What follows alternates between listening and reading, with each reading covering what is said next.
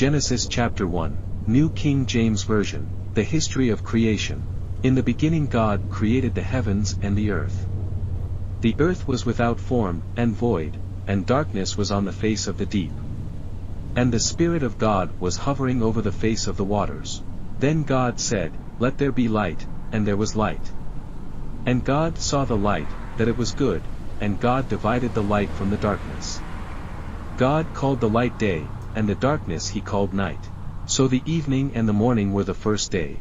Then God said, "Let there be a firmament in the midst of the waters, and let it divide the waters from the waters." Thus God made the firmament, and divided the waters which were under the firmament from the waters which were above the firmament, and it was so.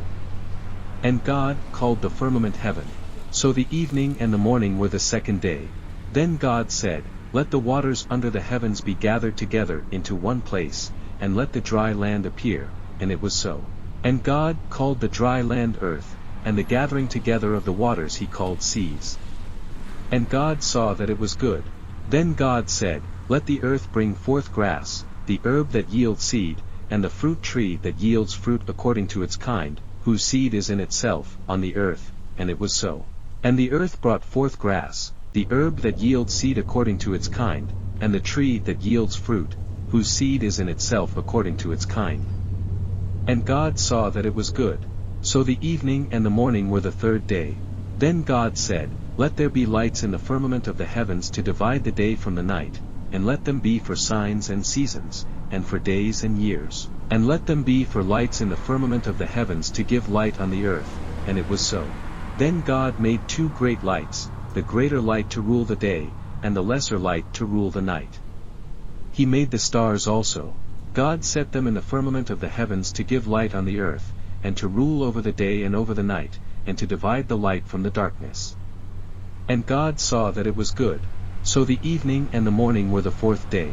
Then God said, "Let the waters abound with an abundance of living creatures, and let birds fly above the earth across the face of the firmament of the heavens." So God created great sea creatures and every living thing that moves, with which the waters abounded, according to their kind, and every winged bird according to its kind. And God saw that it was good. And God blessed them, saying, "Be fruitful and multiply, and fill the waters in the seas, and let birds multiply on the earth."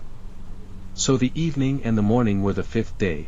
Then God said, "Let the earth bring forth the living creature according to its kind, cattle and creeping thing and beast of the earth, each according to its kind," and it was so. And God made the beast of the earth according to its kind, cattle according to its kind, and everything that creeps on the earth according to its kind. And God saw that it was good. Then God said, "Let us make man in our image, according to our likeness. Let them have dominion over the fish of the sea, over the birds of the air, and over the cattle, over all the earth and over every creeping thing that creeps on the earth." So God created man in his own image, in the image of God he created him, male and female he created them.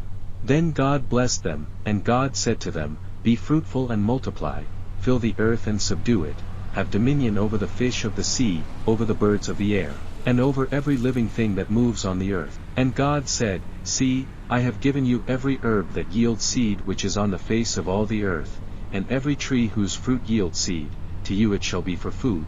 Also, to every beast of the earth, to every bird of the air, and to everything that creeps on the earth, in which there is life, I have given every green herb for food," and it was so. Then God saw everything that he had made, and indeed it was very good. So the evening and the morning were the sixth day. Genesis chapter 2, the Garden of Eden. Thus the heavens and the earth, and all the host of them, were finished.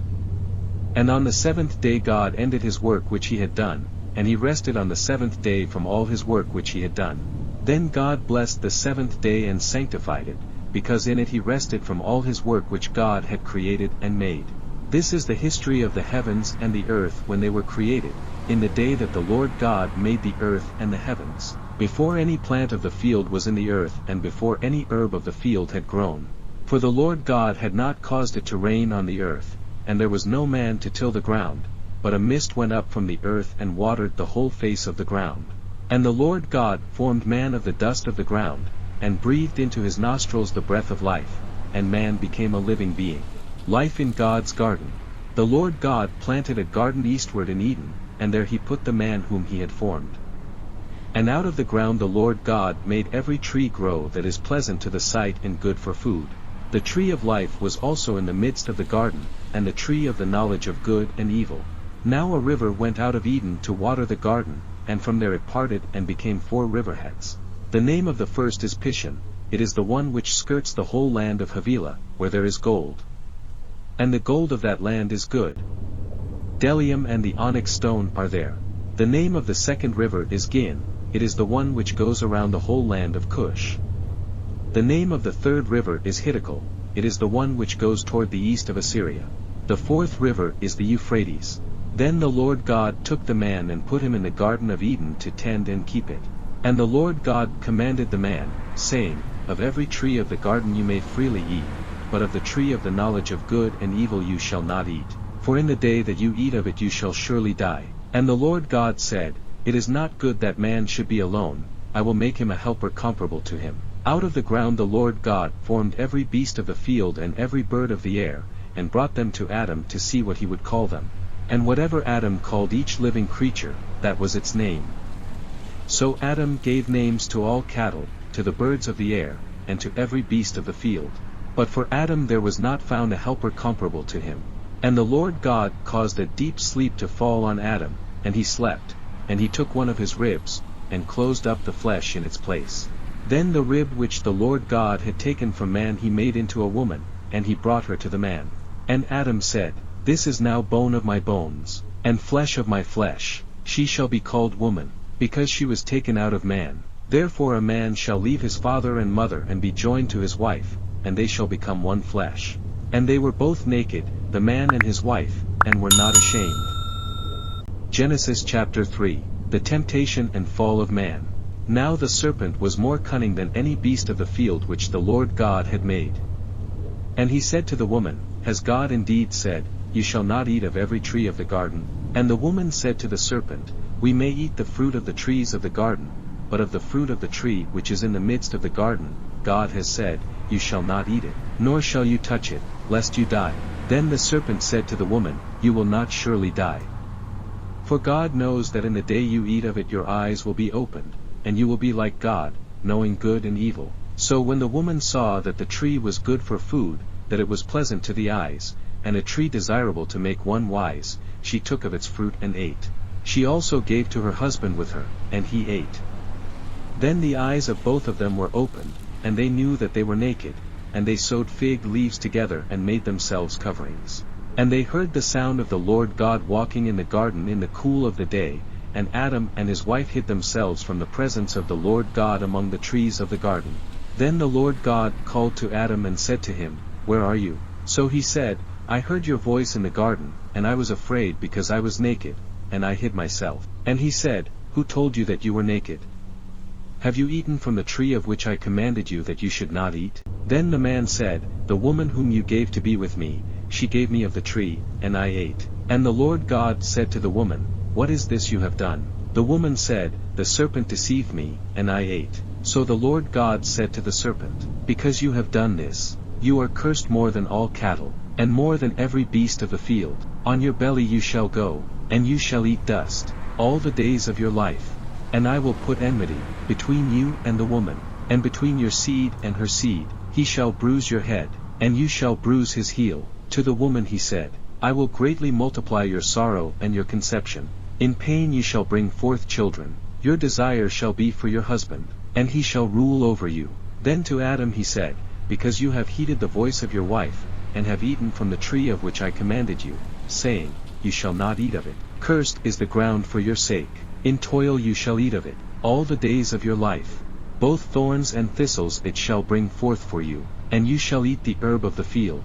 In the sweat of your face you shall eat bread, till you return to the ground, for out of it you were taken, for dust you are, and to dust you shall return. And Adam called his wife's name Eve, because she was the mother of all living. Also for Adam and his wife the Lord God made tunics of skin, and clothed them. Then the Lord God said, Behold, the man has become like one of us, to know good and evil.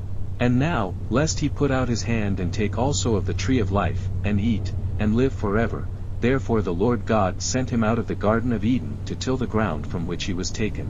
So he drove out the man, and he placed cherubim at the east of the Garden of Eden, and a flaming sword which turned every way, to guard the way to the tree of life. Genesis chapter 4. Cain murders Abel. Now Adam knew Eve his wife, and she conceived and bore Cain, and said, I have acquired a man from the Lord. Then she bore again, this time his brother Abel. Now Abel was a keeper of sheep, but Cain was a tiller of the ground. And in the process of time it came to pass that Cain brought an offering of the fruit of the ground to the Lord. Abel also brought of the firstborn of his flock and of their fat. And the Lord respected Abel and his offering, but he did not respect Cain and his offering. And Cain was very angry, and his countenance fell. So the Lord said to Cain, Why are you angry? And why has your countenance fallen? If you do well, will you not be accepted? And if you do not do well, sin lies at the door. And its desire is for you, but you should rule over it. Now Cain talked with Abel his brother, and it came to pass, when they were in the field, that Cain rose up against Abel his brother and killed him. Then the Lord said to Cain, Where is Abel your brother? He said, I do not know. Am I my brother's keeper? And he said, What have you done? The voice of your brother's blood cries out to me from the ground. So now you are cursed from the earth, which has opened its mouth to receive your brother's blood from your hand. When you till the ground, it shall no longer yield its strength to you. A fugitive and a vagabond you shall be on the earth. And Cain said to the Lord, My punishment is greater than I can bear. Surely you have driven me out this day from the face of the ground, I shall be hidden from your face, I shall be a fugitive and a vagabond on the earth, and it will happen that anyone who finds me will kill me. And the Lord said to him, Therefore, whoever kills Cain, vengeance shall be taken on him sevenfold. And the Lord set a mark on Cain, lest anyone finding him should kill him. The family of Cain. Then Cain went out from the presence of the Lord and dwelt in the land of Nod on the east of Eden. And Cain knew his wife, and she conceived and bore Enoch. And he built a city, and called the name of the city after the name of his son, Enoch. To Enoch was born Irad, and Irad begot Mehujael, and Mehujael begot Methushel, and Methushel begot Lamech. Then Lamech took for himself 2 wives, the name of one was Adah, and the name of the second was Zillah. And Adah bore Jabal. He was the father of those who dwell in tents and have livestock. His brother's name was Jubal. He was the father of all those who play the harp and flute. And as for Zillah, she also bore Tubal-Cain, an instructor of every craftsman in bronze and iron. And the sister of Tubal-Cain was Naamah. Then Lamech said to his wives, Adah and Zillah, hear my voice. Wives of Lamech, listen to my speech. For I have killed a man for wounding me, even a young man for hurting me. If Cain shall be avenged sevenfold, then Lamech 77fold, a new son. And Adam knew his wife again, and she bore a son and named him Seth, for God has appointed another seed for me instead of Abel, whom Cain killed. And as for Seth, to him also a son was born, and he named him Enosh. Then men began to call on the name of the Lord. Genesis chapter 5, the family of Adam. This is the book of the genealogy of Adam. In the day that God created man, he made him in the likeness of God. He created them male and female, and blessed them and called them mankind in the day they were created. And Adam lived 130 years, and begot a son in his own likeness, after his image, and named him Seth. After he begot Seth, the days of Adam were 800 years, and he had sons and daughters.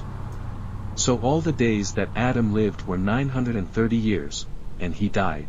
Seth lived 105 years, and begot Enosh. After he begot Enosh, Seth lived 807 years, and had sons and daughters.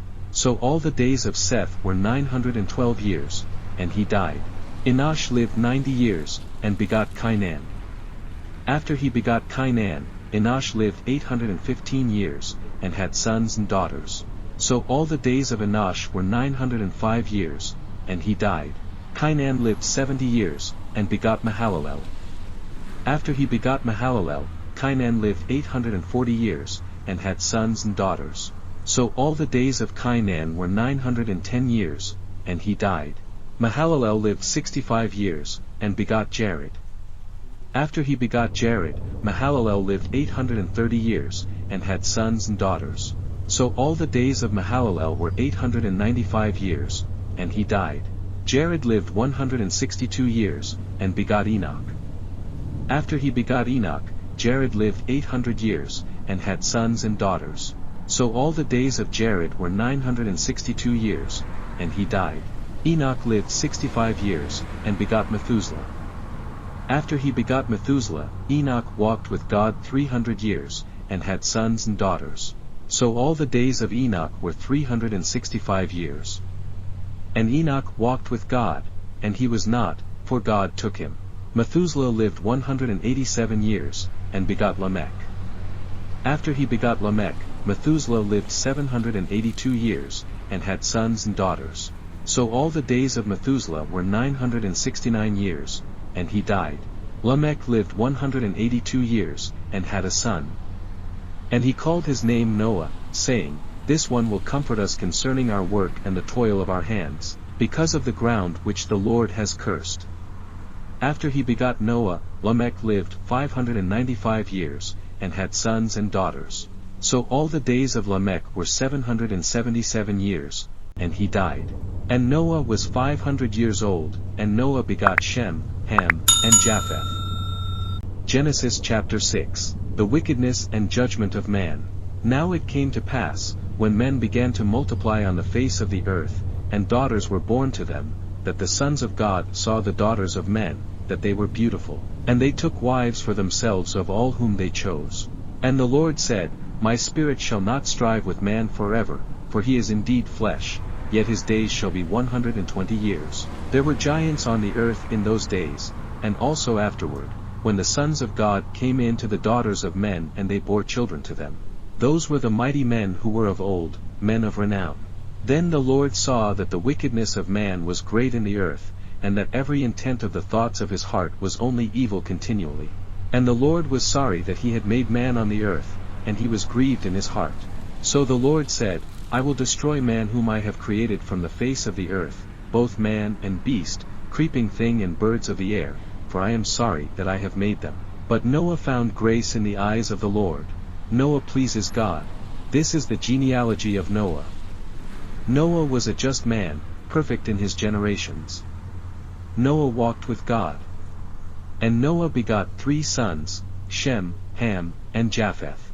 The earth also was corrupt before God, and the earth was filled with violence. So God looked upon the earth, and indeed it was corrupt, for all flesh had corrupted their way on the earth. The ark prepared. And God said to Noah, The end of all flesh has come before me, for the earth is filled with violence through them, and behold, I will destroy them with the earth. Make yourself an ark of gopher wood, make rooms in the ark, and cover it inside and outside with pitch. And this is how you shall make it: the length of the ark shall be 300 cubits, its width 50 cubits, and its height 30 cubits. You shall make a window for the ark, and you shall finish it to a cubit from above, and set the door of the ark in its side. You shall make it with lower, second, and third decks. And behold, I myself am bringing floodwaters on the earth, to destroy from under heaven all flesh in which is the breath of life. Everything that is on the earth shall die. But I will establish my covenant with you, and you shall go into the ark, you, your sons, your wife, and your sons' wives with you. And of every living thing of all flesh you shall bring 2 of every sort into the ark, to keep them alive with you. They shall be male and female. Of the birds after their kind, of animals after their kind, and of every creeping thing of the earth after its kind, 2 of every kind will come to you to keep them alive. And you shall take for yourself of all food that is eaten, and you shall gather it to yourself, and it shall be food for you and for them. Thus Noah did, according to all that God commanded him, so he did. Genesis chapter 7. The Great Flood. Then the Lord said to Noah, Come into the ark, you and all your household, because I have seen that you are righteous before me in this generation. You shall take with you 7 each of every clean animal, a male and his female, 2 each of animals that are unclean, a male and his female, also 7 each of birds of the air, male and female, to keep the species alive on the face of all the earth. For after 7 more days I will cause it to rain on the earth 40 days and 40 nights, and I will destroy from the face of the earth all living things that I have made. And Noah did according to all that the Lord commanded him. Noah was 600 years old when the floodwaters were on the earth.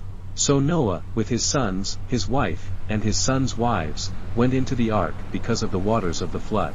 Of clean animals, of animals that are unclean, of birds, and of everything that creeps on the earth, 2 by 2 they went into the ark to Noah, male and female, as God had commanded Noah.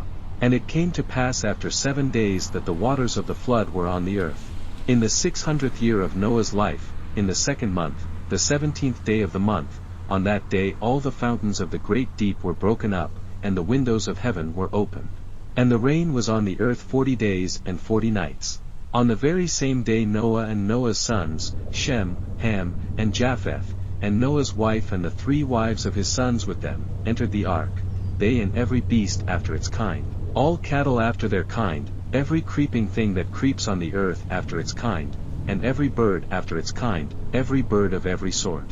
And they went into the ark to Noah, 2 by 2, of all flesh in which is the breath of life. So those that entered, male and female of all flesh, went in as God had commanded him, and the Lord shut him in. Now the flood was on the earth 40 days. The waters increased and lifted up the ark, and it rose high above the earth. The waters prevailed and greatly increased on the earth, and the ark moved about on the surface of the waters.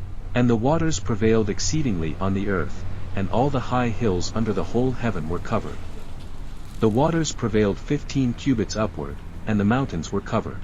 And all flesh died that moved on the earth, birds and cattle and beasts and every creeping thing that creeps on the earth, and every man. All in whose nostrils was the breath of the Spirit of life, all that was on the dry land, died. So he destroyed all living things which were on the face of the ground, both man and cattle, creeping thing and bird of the air. They were destroyed from the earth. Only Noah and those who were with him in the ark remained alive. And the waters prevailed on the earth 150 days. Genesis chapter 8, Noah's deliverance. Then God remembered Noah, and every living thing, and all the animals that were with him in the ark.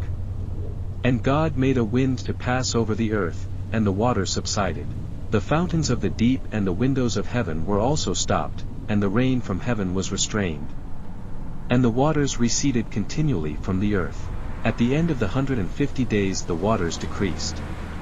Then the ark rested in the 7th month, the 17th day of the month, on the mountains of Ararat. And the waters decreased continually until the 10th month. In the 10th month, on the 1st day of the month, the tops of the mountains were seen. So it came to pass, at the end of 40 days, that Noah opened the window of the ark which he had made. Then he sent out a raven, which kept going to and fro until the waters had dried up from the earth. He also sent out from himself a dove, to see if the waters had receded from the face of the ground. But the dove found no resting place for the sole of her foot, and she returned into the ark to him, for the waters were on the face of the whole earth. So he put out his hand and took her, and drew her into the ark to himself. And he waited yet another 7 days, and again he sent the dove out from the ark.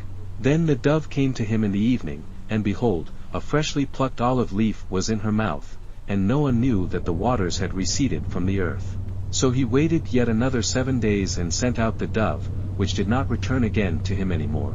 And it came to pass in the 601st year, in the 1st month, the 1st day of the month, that the waters were dried up from the earth, and Noah removed the covering of the ark and looked, and indeed the surface of the ground was dry.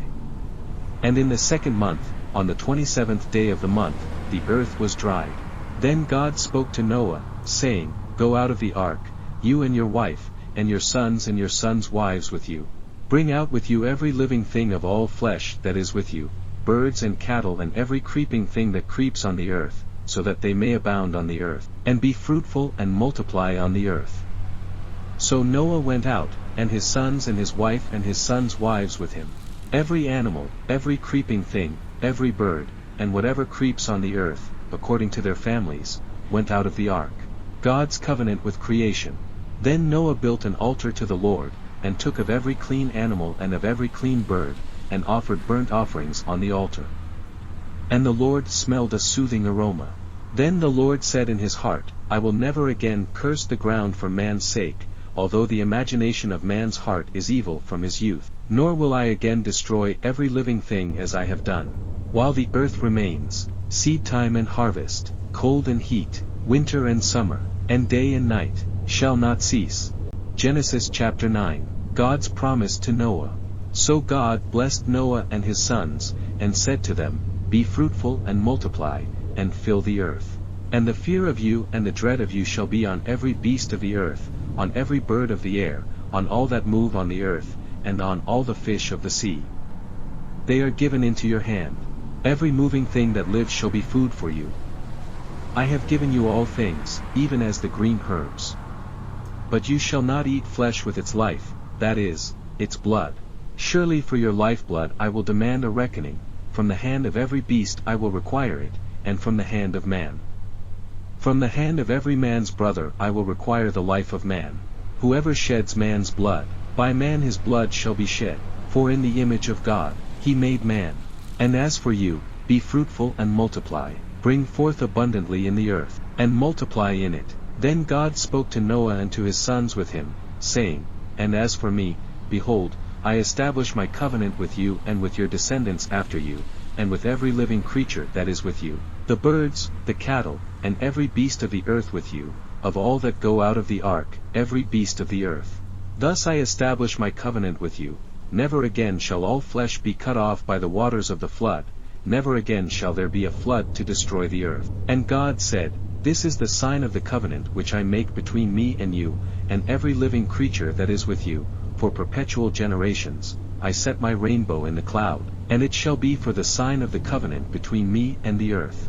It shall be, when I bring a cloud over the earth, that the rainbow shall be seen in the cloud, and I will remember my covenant which is between me and you and every living creature of all flesh. The waters shall never again become a flood to destroy all flesh. The rainbow shall be in the cloud, and I will look on it to remember the everlasting covenant between God and every living creature of all flesh that is on the earth. And God said to Noah, This is the sign of the covenant which I have established between me and all flesh that is on the earth. Noah and his sons. Now the sons of Noah who went out of the ark were Shem, Ham, and Japheth. And Ham was the father of Canaan. These three were the sons of Noah, and from these the whole earth was populated. And Noah began to be a farmer, and he planted a vineyard. Then he drank of the wine and was drunk, and became uncovered in his tent. And Ham, the father of Canaan, saw the nakedness of his father, and told his two brothers outside. But Shem and Japheth took a garment, laid it on both their shoulders, and went backward and covered the nakedness of their father. Their faces were turned away, and they did not see their father's nakedness. So Noah awoke from his wine, and knew what his younger son had done to him. Then he said, Cursed be Canaan, a servant of servants, he shall be to his brethren. And he said, Blessed be the Lord, the God of Shem, and may Canaan be his servant. May God enlarge Japheth, and may he dwell in the tents of Shem, and may Canaan be his servant. And Noah lived after the flood 350 years. So all the days of Noah were 950 years, and he died. Genesis chapter 10. Nations descended from Noah. Now this is the genealogy of the sons of Noah, Shem, Ham, and Japheth. And sons were born to them after the flood. The sons of Japheth were Gomer, Magog, Madai, Javan, Tubal, Meshech, and Tiras. The sons of Gomer were Ashkenaz, Riphath, and Togarmah. The sons of Javan were Elisha, Tarshish, Kittim, and Dodanim. From these the coastland peoples of the Gentiles were separated into their lands, everyone according to his language, according to their families, into their nations. The sons of Ham were Cush, Mizraim, Put, and Canaan. The sons of Cush were Seba, Havilah, Sabta, Rama, and Sabteka, and the sons of Rama were Sheba and Dedan. Cush begot Nimrod, he began to be a mighty one on the earth. He was a mighty hunter before the Lord, therefore it is said, like Nimrod the mighty hunter before the Lord. And the beginning of his kingdom was Babel, Erech, Akkad, and Calneh, in the land of Shinar. From that land he went to Assyria and built Nineveh, Rehoboth-ir, Calah, and Rezin between Nineveh and Calah, that is the principal city. Mizraim begot Ludim, Anamim, Lehabim, Naphtuhim, Pathrusim, and Casluhim, from whom came the Philistines and Caphtorim. Canaan begot Sidon his firstborn, and Hate, the Jebusite, the Amorite, and the Girgashite, the Hivite, the Arkite, and the Sinite, the Arvadite, the Zemarite, and the Hamathite. Afterward the families of the Canaanites were dispersed. And the border of the Canaanites was from Sidon as you go toward Gerar, as far as Gaza, then as you go toward Sodom, Gomorrah, Admah, and Zeboim, as far as Lasha. These were the sons of Ham, according to their families, according to their languages, in their lands and in their nations. And children were born also to Shem, the father of all the children of Eber, the brother of Japheth the elder. The sons of Shem were Elam, Ashur, Arphaxad, Lud, and Aram. The sons of Aram were Uzi, Hul, Gether, and Mash. Arphaxad begot Sulla, and Sulla begot Eber. To Eber were born 2 sons, the name of one was Peleg, for in his days the earth was divided, and his brother's name was Joktan. Joktan begot Almadad, Shalef, Hazarmaveth, Jerah, Hadaram, Uzal, Dikla, Obal, Abimael, Sheba, Ophir, Havilah, and Jobab. All these were the sons of Joktan. And their dwelling place was from Mesha as you go toward Sephar, the mountain of the east. These were the sons of Shem, according to their families, according to their languages, in their lands, according to their nations. These were the families of the sons of Noah, according to their generations, in their nations, and from these the nations were divided on the earth after the flood. Genesis chapter 11. The Tower of Babel. Now the whole earth had one language and one speech. And it came to pass, as they journeyed from the east, that they found a plain in the land of Shinar, and they dwelt there. Then they said to one another, Come, let us make bricks and bake them thoroughly. They had brick for stone, and they had asphalt for mortar. And they said, Come, let us build ourselves a city, and a tower whose top is in the heavens. Let us make a name for ourselves, lest we be scattered abroad over the face of the whole earth. But the Lord came down to see the city and the tower which the sons of men had built. And the Lord said, Indeed the people are one and they all have one language, and this is what they begin to do. Now nothing that they propose to do will be withheld from them. Come, let us go down and there confuse their language, that they may not understand one another's speech. So the Lord scattered them abroad from there over the face of all the earth, and they ceased building the city. Therefore its name is called Babel, because there the Lord confused the language of all the earth, and from there the Lord scattered them abroad over the face of all the earth. Shem's descendants. This is the genealogy of Shem. Shem was 100 years old, and begot Arphaxad 2 years after the flood. After he begot Arphaxad, Shem lived 500 years, and begot sons and daughters. Arphaxad lived 35 years, and begot Sulla. After he begot Sulla, Arphaxad lived 403 years, and begot sons and daughters. Sulla lived 30 years, and begot Eber. After he begot Eber, Sulla lived 403 years, and begot sons and daughters.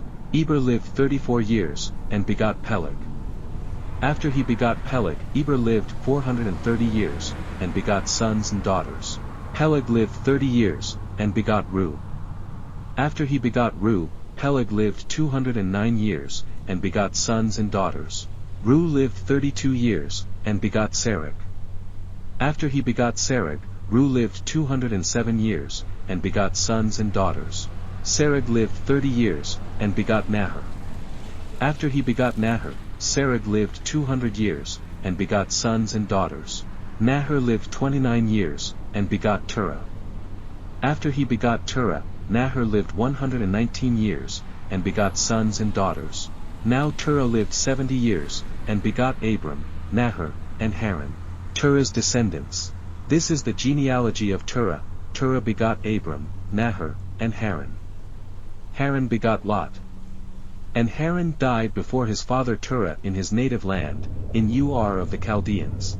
Then Abram and Nahor took wives. The name of Abram's wife was Sarai, and the name of Nahor's wife, Milcah, the daughter of Haran the father of Milcah and the father of Iscah. But Sarai was barren, she had no child.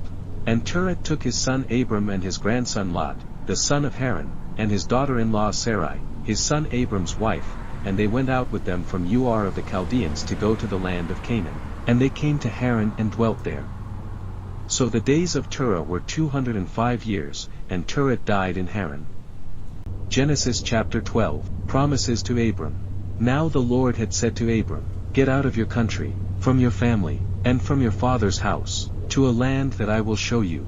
I will make you a great nation. I will bless you, and make your name great, and you shall be a blessing.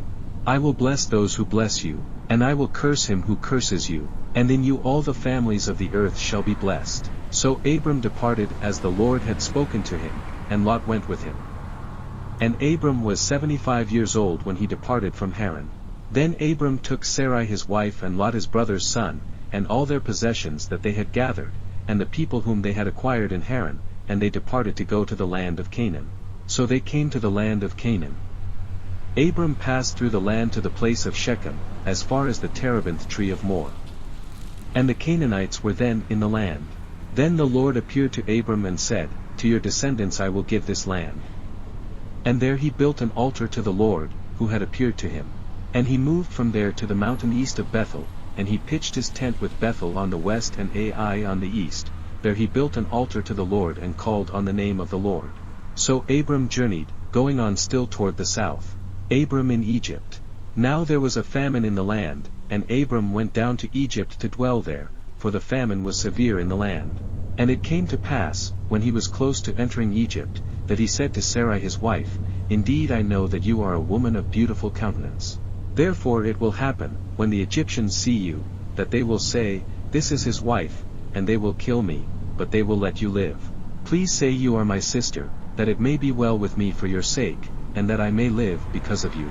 So it was, when Abram came into Egypt, that the Egyptians saw the woman, that she was very beautiful. The princes of Pharaoh also saw her and commended her to Pharaoh. And the woman was taken to Pharaoh's house. He treated Abram well for her sake. He had sheep, oxen, male donkeys, male and female servants, female donkeys, and camels. But the Lord plagued Pharaoh and his house with great plagues because of Sarai, Abram's wife. And Pharaoh called Abram and said, What is this you have done to me? Why did you not tell me that she was your wife? Why did you say, She is my sister? I might have taken her as my wife. Now therefore, here is your wife, take her and go your way. So Pharaoh commanded his men concerning him, and they sent him away, with his wife and all that he had. Genesis chapter 13. Abram inherits Canaan. Then Abram went up from Egypt, he and his wife and all that he had, and Lot with him, to the south.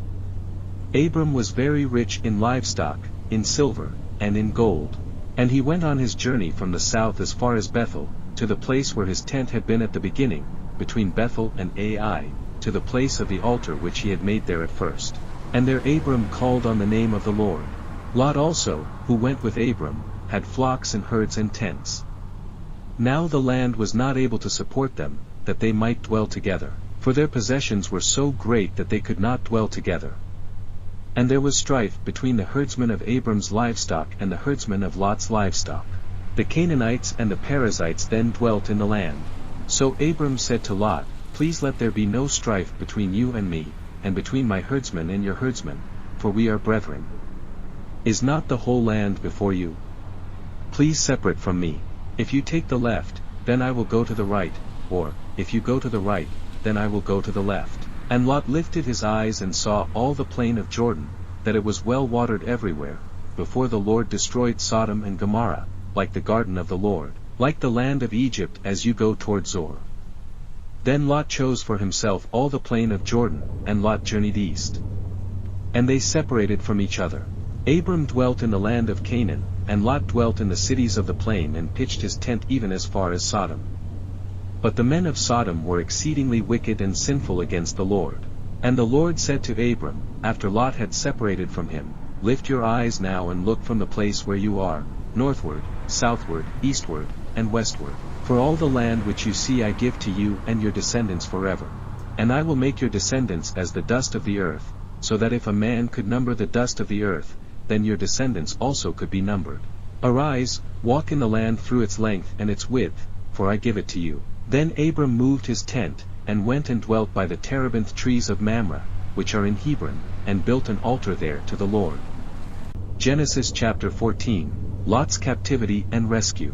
And it came to pass in the days of Amraphel king of Shinar, Arioch king of Elasa, Chedorlaomer king of Elam, and Tidal king of nations, that they made war with Bera king of Sodom, Bershah king of Gomorrah, Shernab king of Admah, Shemeber king of Zeboim, and the king of Bela, that is, Zor. All these joined together in the valley of Siddim, that is, the Salt Sea. 12 years they served Kedorlaomer, and in the 13th year they rebelled. In the 14th year Kedorlaomer and the kings that were with him came and attacked the Rephaim in Ashtaroth Karnaim, the Zuzim in Ham, the Emim in Shave Kiriathaim, and the Horites in their mountain of Seir, as far as El Paran, which is by the wilderness. Then they turned back and came to En Mishpat, that is, Kadesh, and attacked all the country of the Amalekites, and also the Amorites who dwelt in Hazaz and Tamar. And the king of Sodom, the king of Gomorrah, the king of Admah, the king of Zeboim, and the king of Bela, that is, Zor, went out and joined together in battle in the valley of Siddim against Kedorlaomer king of Elam, Tidal king of nations, Amraphel king of Shinar, and Arioch king of Elasa, 4 kings against 5. Now the valley of Siddim was full of asphalt pits, and the kings of Sodom and Gomorrah fled, some fell there, and the remainder fled to the mountains. Then they took all the goods of Sodom and Gomorrah, and all their provisions, and went their way. They also took Lot, Abram's brother's son who dwelt in Sodom, and his goods, and departed. Then one who had escaped came and told Abram the Hebrew, for he dwelt by the terebinth trees of Mamre the Amorite, brother of Eshcol and brother of Aner, and they were allies with Abram. Now when Abram heard that his brother was taken captive, he armed his 318 trained servants who were born in his own house, and went in pursuit as far as Dan. He divided his forces against them by night, and he and his servants attacked them and pursued them as far as Hobah, which is north of Damascus. So he brought back all the goods, and also brought back his brother Lot and his goods, as well as the women and the people. And the king of Sodom went out to meet him at the valley of Shave, that is, the king's valley, after his return from the defeat of Kedorlaomer and the kings who were with him. Abram and Melchizedek. Then Melchizedek king of Salem brought out bread and wine, he was the priest of God Most High. And he blessed him and said, Blessed be Abram of God Most High, possessor of heaven and earth, and blessed be God Most High, who has delivered your enemies into your hand. And he gave him a tithe of all. Now the king of Sodom said to Abram, Give me the persons, and take the goods for yourself. But Abram said to the king of Sodom, I have raised my hand to the Lord, God Most High, the possessor of heaven and earth, that I will take nothing, from a thread to a sandal strap, and that I will not take anything that is yours, lest you should say, I have made Abram rich, except only what the young men have eaten, and the portion of the men who went with me, Aner, Eshcol, and Mamre, let them take their portion. Genesis chapter 15, God's covenant with Abram. After these things the word of the Lord came to Abram in a vision, saying, Do not be afraid, Abram. I am your shield, your exceedingly great reward. But Abram said, Lord God, what will you give me, seeing I go childless, and the heir of my house is Eliezer of Damascus? Then Abram said, Look, you have given me no offspring. Indeed one born in my house is my heir. And behold, the word of the Lord came to him, saying, This one shall not be your heir, but one who will come from your own body shall be your heir. Then he brought him outside and said, Look now toward heaven, and count the stars if you are able to number them. And he said to him, So shall your descendants be. And he believed in the Lord, and he accounted it to him for righteousness. Then he said to him, I am the Lord, who brought you out of Ur of the Chaldeans, to give you this land to inherit it. And he said, Lord God, how shall I know that I will inherit it? So he said to him, Bring me a 3-year-old heifer, a 3-year-old female goat, a 3-year-old ram, a turtle-dove, and a young pigeon. Then he brought all these to him and cut them in two, down the middle, and placed each piece opposite the other, but he did not cut the birds in two. And when the vultures came down on the carcasses, Abram drove them away. Now when the sun was going down, a deep sleep fell upon Abram, and behold, horror and great darkness fell upon him. Then he said to Abram, Know certainly that your descendants will be strangers in a land that is not theirs, and will serve them, and they will afflict them 400 years. And also the nation whom they serve I will judge, afterward they shall come out with great possessions. Now as for you, ye shall go to your fathers in peace, ye shall be buried at a good old age. But in the 4th generation they shall return here, for the iniquity of the Amorites is not yet complete. And it came to pass, when the sun went down and it was dark, that behold, there appeared a smoking oven and a burning torch that passed between those pieces.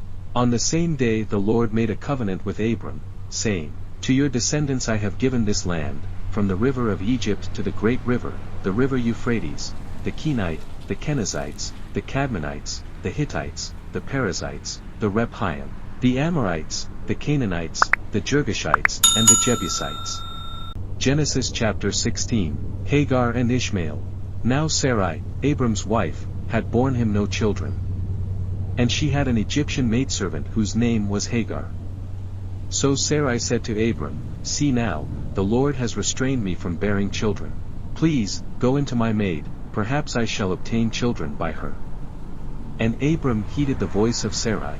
Then Sarai, Abram's wife, took Hagar her maid, the Egyptian, and gave her to her husband Abram to be his wife, after Abram had dwelt 10 years in the land of Canaan.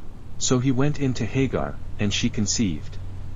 And when she saw that she had conceived, her mistress became despised in her eyes. Then Sarai said to Abram, My wrong be upon you. I gave my maid into your embrace, and when she saw that she had conceived, I became despised in her eyes. The Lord judge between you and me. So Abram said to Sarai, Indeed your maid is in your hand, do to her as you please. And when Sarai dealt harshly with her, she fled from her presence. Now the angel of the Lord found her by a spring of water in the wilderness, by the spring on the way to Shur. And he said, Hagar, Sarai's maid, where have you come from, and where are you going? She said, I am fleeing from the presence of my mistress Sarai. The angel of the Lord said to her, Return to your mistress, and submit yourself under her hand. Then the angel of the Lord said to her, I will multiply your descendants exceedingly, so that they shall not be counted for multitude. And the angel of the Lord said to her, Behold, you are with child, and you shall bear a son. You shall call his name Ishmael, because the Lord has heard your affliction. He shall be a wild man, his hand shall be against every man, and every man's hand against him. And he shall dwell in the presence of all his brethren. Then she called the name of the Lord who spoke to her, You are the God who sees. For she said, Have I also here seen him who sees me? Therefore the well was called Bir Lahai Roi. Observe, it is between Kadesh and Bered. So Hagar bore Abram a son, and Abram named his son, whom Hagar bore, Ishmael. Abram was 86 years old when Hagar bore Ishmael to Abram. Genesis chapter 17, the sign of the covenant. When Abram was 99 years old, the Lord appeared to Abram and said to him, I am Almighty God, walk before me and be blameless. And I will make my covenant between me and you, and will multiply you exceedingly. Then Abram fell on his face, and God talked with him, saying, As for me, behold, my covenant is with you, and you shall be a father of many nations. No longer shall your name be called Abram, but your name shall be Abraham, for I have made you a father of many nations. I will make you exceedingly fruitful, and I will make nations of you, and kings shall come from you. And I will establish my covenant between me and you and your descendants after you in their generations, for an everlasting covenant, to be God to you and your descendants after you. Also I give to you and your descendants after you the land in which you are a stranger, all the land of Canaan, as an everlasting possession, and I will be their God. And God said to Abraham, As for you, you shall keep my covenant, you and your descendants after you throughout their generations. This is my covenant which you shall keep, between me and you and your descendants after you. Every male child among you shall be circumcised, and you shall be circumcised in the flesh of your foreskins, and it shall be a sign of the covenant between me and you. He who is 8 days old among you shall be circumcised, every male child in your generations. He who is born in your house or bought with money from any foreigner who is not your descendant. He who is born in your house and he who is bought with your money must be circumcised, and my covenant shall be in your flesh for an everlasting covenant.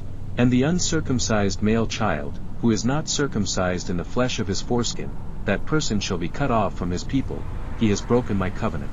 Then God said to Abraham, As for Sarai your wife, you shall not call her name Sarai, but Sarah shall be her name. And I will bless her and also give you a son by her. Then I will bless her, and she shall be a mother of nations, kings of peoples shall be from her. Then Abraham fell on his face and laughed, and said in his heart, Shall a child be born to a man who is 100 years old?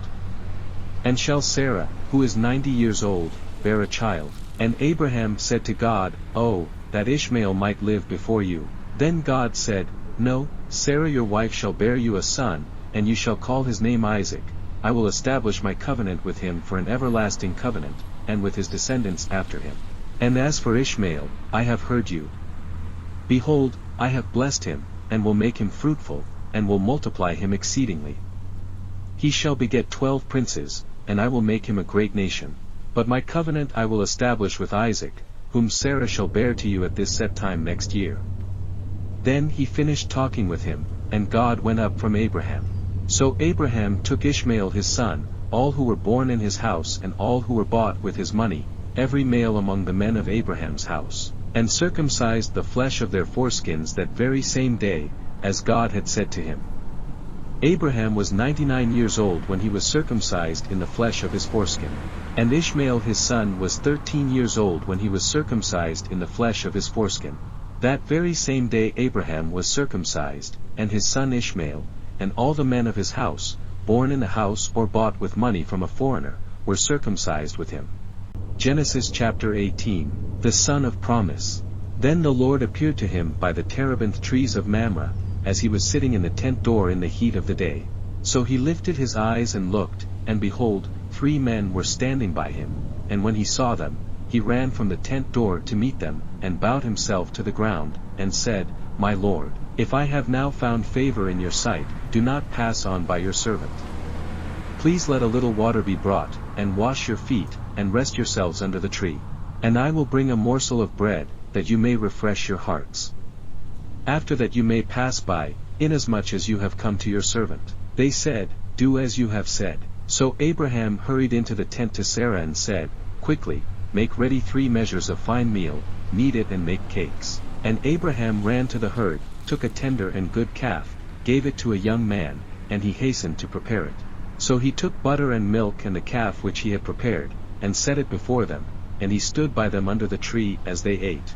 Then they said to him, Where is Sarah your wife? So he said, Here, in the tent. And he said, I will certainly return to you according to the time of life, and behold, Sarah your wife shall have a son. Sarah was listening in the tent door which was behind him. Now Abraham and Sarah were old, well advanced in age, and Sarah had passed the age of childbearing. Therefore Sarah laughed within herself, saying, After I have grown old, shall I have pleasure, my Lord being old also? And the Lord said to Abraham, Why did Sarah laugh, saying, Shall I surely bear a child, since I am old? Is anything too hard for the Lord? At the appointed time I will return to you, according to the time of life, and Sarah shall have a son. But Sarah denied it, saying, I did not laugh, for she was afraid. And he said, No, but you did laugh. Abraham intercedes for Sodom. Then the men rose from there and looked toward Sodom, and Abraham went with them to send them on the way. And the Lord said, Shall I hide from Abraham what I am doing, since Abraham shall surely become a great and mighty nation, and all the nations of the earth shall be blessed in him? For I have known him, in order that he may command his children and his household after him, that they keep the way of the Lord, to do righteousness and justice, that the Lord may bring to Abraham what he has spoken to him. And the Lord said, Because the outcry against Sodom and Gomorrah is great, and because their sin is very grave, I will go down now and see whether they have done altogether according to the outcry against it that has come to me, and if not, I will know. Then the men turned away from there and went toward Sodom, but Abraham still stood before the Lord. And Abraham came near and said, Would you also destroy the righteous with the wicked? Suppose there were 50 righteous within the city, would you also destroy the place and not spare it for the 50 righteous that were in it? Far be it from you to do such a thing as this, to slay the righteous with the wicked, so that the righteous should be as the wicked, far be it from you. Shall not the judge of all the earth do right? So the Lord said, If I find in Sodom 50 righteous within the city, then I will spare all the place for their sakes. Then Abraham answered and said, Indeed now, I who am but dust and ashes have taken it upon myself to speak to the Lord. Suppose there were 5 less than the 50 righteous. Would you destroy all of the city for lack of 5? So he said, If I find there 45, I will not destroy it. And he spoke to him yet again and said, Suppose there should be 40 found there. So he said, I will not do it for the sake of 40. Then he said, Let not the Lord be angry, and I will speak. Suppose 30 should be found there. So he said, I will not do it if I find 30 there. And he said, Indeed now, I have taken it upon myself to speak to the Lord, suppose 20 should be found there. So he said, I will not destroy it for the sake of 20. Then he said, Let not the Lord be angry, and I will speak but once more, suppose 10 should be found there. And he said, I will not destroy it for the sake of 10. So the Lord went his way as soon as he had finished speaking with Abraham, and Abraham returned to his place. Genesis chapter 19, Sodom's depravity. Now the 2 angels came to Sodom in the evening, and Lot was sitting in the gate of Sodom. When Lot saw them, he rose to meet them, and he bowed himself with his face toward the ground. And he said, Hear now, my lords, please turn into your servant's house and spend the night, and wash your feet, then you may rise early and go on your way. And they said, No, but we will spend the night in the open square. But he insisted strongly, so they turned in to him and entered his house. Then he made them a feast, and baked unleavened bread, and they ate. Now before they lay down, the men of the city, the men of Sodom, both old and young, all the people from every quarter, surrounded the house. And they called to Lot and said to him, Where are the men who came to you tonight? Bring them out to us that we may know them carnally. So Lot went out to them through the doorway, shut the door behind him, and said, Please, my brethren, do not do so wickedly. See now, I have 2 daughters who have not known a man, please, let me bring them out to you, and you may do to them as you wish, only do nothing to these men, since this is the reason they have come under the shadow of my roof. And they said, Stand back. Then they said, This one came in to stay here, and he keeps acting as a judge, now we will deal worse with you than with them. So they pressed hard against the man Lot, and came near to break down the door. But the men reached out their hands and pulled Lot into the house with them, and shut the door. And they struck the men who were at the doorway of the house with blindness, both small and great, so that they became weary trying to find the door. Sodom and Gomorrah destroyed. Then the men said to Lot, Have you anyone else here? Son-in-law, your sons, your daughters, and whomever you have in the city, take them out of this place.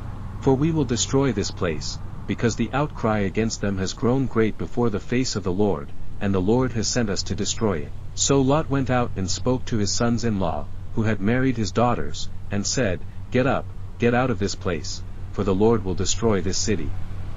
But to his sons-in-law he seemed to be joking. When the morning dawned, the angels urged Lot to hurry, saying, Arise, take your wife and your 2 daughters who are here, lest you be consumed in the punishment of the city. And while he lingered, the men took hold of his hand, his wife's hand, and the hands of his 2 daughters, the Lord being merciful to him, and they brought him out and set him outside the city. So it came to pass, when they had brought them outside, that he said, Escape for your life. Do not look behind you nor stay anywhere in the plain. Escape to the mountains, lest you be destroyed. Then Lot said to them, Please, no, my lords. Indeed now, your servant has found favor in your sight, and you have increased your mercy which you have shown me by saving my life. But I cannot escape to the mountains, lest some evil overtake me and I die. See now, this city is near enough to flee to, and it is a little one. Please let me escape there, is it not a little one? And my soul shall live. And he said to him, See, I have favored you concerning this thing also, in that I will not overthrow this city for which you have spoken. Hurry, escape there. For I cannot do anything until you arrive there. Therefore the name of the city was called Zor. The sun had risen upon the earth when Lot entered Zor. Then the Lord rained brimstone and fire on Sodom and Gomorrah, from the Lord out of the heavens. So he overthrew those cities, all the plain, all the inhabitants of the cities, and what grew on the ground. But his wife looked back behind him, and she became a pillar of salt. And Abraham went early in the morning to the place where he had stood before the Lord. Then he looked toward Sodom and Gomorrah, and toward all the land of the plain, and he saw, and behold, the smoke of the land which went up like the smoke of a furnace. And it came to pass, when God destroyed the cities of the plain, that God remembered Abraham, and sent Lot out of the midst of the overthrow, when he overthrew the cities in which Lot had dwelt. The descendants of Lot. Then Lot went up out of Zor and dwelt in the mountains, and his 2 daughters were with him, for he was afraid to dwell in Zor. And he and his 2 daughters dwelt in a cave. Now the firstborn said to the younger, Our father is old, and there is no man on the earth to come in to us as is the custom of all the earth. Come, let us make our father drink wine, and we will lie with him, that we may preserve the lineage of our father. So they made their father drink wine that night. And the firstborn went in and lay with her father, and he did not know when she lay down or when she arose. It happened on the next day that the firstborn said to the younger, Indeed I lay with my father last night, let us make him drink wine tonight also, and you go in and lie with him, that we may preserve the lineage of our father. Then they made their father drink wine that night also. And the younger arose and lay with him, and he did not know when she lay down or when she arose. Thus both the daughters of Lot were with child by their father. The firstborn bore a son and called his name Moab, he is the father of the Moabites to this day. And the younger, she also bore a son and called his name Ben-Ammi, he is the father of the people of Ammon to this day. Genesis chapter 20. Abraham and Abimelech. And Abraham journeyed from there to the south, and dwelt between Kadesh and Shur, and stayed in Gerar. Now Abraham said of Sarah his wife, She is my sister. And Abimelech king of Gerar sent and took Sarah. But God came to Abimelech in a dream by night, and said to him, Indeed you are a dead man because of the woman whom you have taken, for she is a man's wife. But Abimelech had not come near her, and he said, Lord, will you slay a righteous nation also? Did he not say to me, She is my sister? And she, even she herself said, He is my brother. In the integrity of my heart and innocence of my hands I have done this. And God said to him in a dream, Yes, I know that you did this in the integrity of your heart. For I also withheld you from sinning against me, therefore I did not let you touch her. Now therefore, restore the man's wife, for he is a prophet, and he will pray for you and you shall live. But if you do not restore her, know that you shall surely die, you and all who are yours. So Abimelech rose early in the morning, called all his servants, and told all these things in their hearing, and the men were very much afraid. And Abimelech called Abraham and said to him, What have you done to us? How have I offended you, that you have brought on me and on my kingdom a great sin? You have done deeds to me that ought not to be done. Then Abimelech said to Abraham, What did you have in view, that you have done this thing? And Abraham said, Because I thought, Surely the fear of God is not in this place, and they will kill me on account of my wife. But indeed she is truly my sister. She is the daughter of my father, but not the daughter of my mother, and she became my wife. And it came to pass, when God caused me to wander from my father's house, that I said to her, This is your kindness that you should do for me, in every place, wherever we go, say of me, He is my brother. Then Abimelech took sheep, oxen, and male and female servants, and gave them to Abraham, and he restored Sarah his wife to him. And Abimelech said, See, my land is before you, dwell where it pleases you. Then to Sarah he said, Behold, I have given your brother 1,000 pieces of silver, indeed this vindicates you before all who are with you and before everybody. Thus she was rebuked. So Abraham prayed to God, and God healed Abimelech, his wife, and his female servants. Then they bore children, for the Lord had closed up all the wombs of the house of Abimelech because of Sarah, Abraham's wife. Genesis chapter 21. Isaac is born. And the Lord visited Sarah as he had said, and the Lord did for Sarah as he had spoken. For Sarah conceived and bore Abraham a son in his old age, at the set time of which God had spoken to him. And Abraham called the name of his son who was born to him, whom Sarah bore to him, Isaac. Then Abraham circumcised his son Isaac when he was 8 days old, as God had commanded him.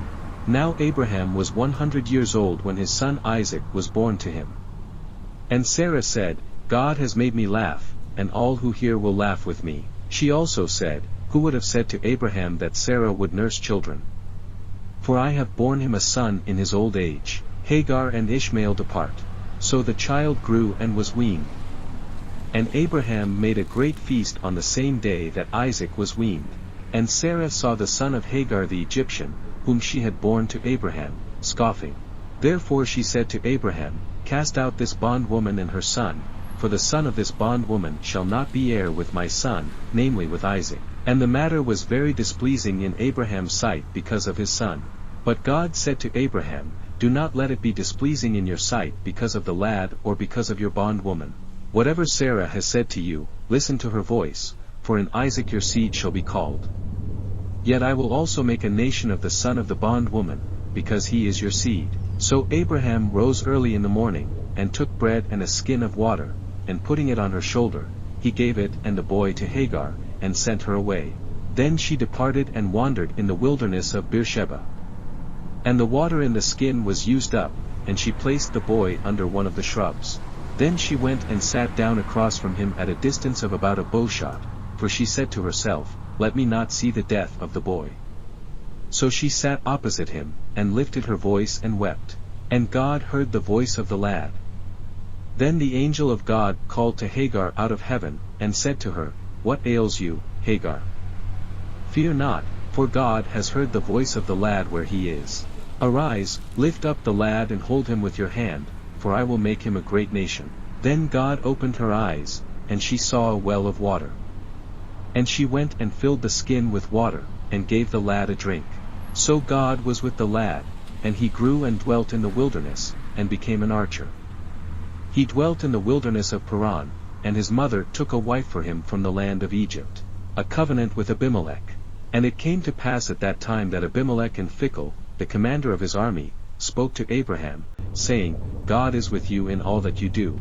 Now therefore, swear to me by God that you will not deal falsely with me, with my offspring, or with my posterity, but that according to the kindness that I have done to you, you will do to me and to the land in which you have dwelt. And Abraham said, I will swear. Then Abraham rebuked Abimelech because of a well of water which Abimelech's servants had seized. And Abimelech said, I do not know who has done this thing, you did not tell me, nor had I heard of it until today. So Abraham took sheep and oxen and gave them to Abimelech, and the two of them made a covenant. And Abraham set 7 ewe lambs of the flock by themselves. Then Abimelech asked Abraham, What is the meaning of these 7 ewe lambs which you have set by themselves? And he said, You will take these 7 ewe lambs from my hand, that they may be my witness that I have dug this well. Therefore he called that place Beersheba, because the two of them swore an oath there. Thus they made a covenant at Beersheba. So Abimelech rose with Phicol, the commander of his army, and they returned to the land of the Philistines. Then Abraham planted a tamarisk tree in Beersheba, and there called on the name of the Lord, the everlasting God. And Abraham stayed in the land of the Philistines many days. Genesis chapter 22, Abraham's faith confirmed. Now it came to pass after these things that God tested Abraham, and said to him, Abraham. And he said, Here I am. Then he said, Take now your son, your only son Isaac, whom you love, and go to the land of Moriah, and offer him there as a burnt offering on one of the mountains of which I shall tell you. So Abraham rose early in the morning and saddled his donkey, and took 2 of his young men with him, and Isaac his son, and he split the wood for the burnt offering, and arose and went to the place of which God had told him. Then on the 3rd day Abraham lifted his eyes and saw the place afar off. And Abraham said to his young men, Stay here with the donkey, the lad and I will go yonder and worship, and we will come back to you. So Abraham took the wood of the burnt offering and laid it on Isaac his son, and he took the fire in his hand, and a knife, and the two of them went together. But Isaac spoke to Abraham his father and said, My father. And he said, Here I am, my son. Then he said, Look, the fire and the wood, but where is the lamb for a burnt offering? And Abraham said, My son, God will provide for himself the lamb for a burnt offering. So the two of them went together. Then they came to the place of which God had told him. And Abraham built an altar there and placed the wood in order, and he bound Isaac his son and laid him on the altar, upon the wood. And Abraham stretched out his hand and took the knife to slay his son. But the angel of the Lord called to him from heaven and said, Abraham, Abraham. So he said, Here I am. And he said, Do not lay your hand on the lad, or do anything to him, for now I know that you fear God, since you have not withheld your son, your only son, from me. Then Abraham lifted his eyes and looked, and there behind him was a ram caught in a thicket by its horns. So Abraham went and took the ram, and offered it up for a burnt offering instead of his son.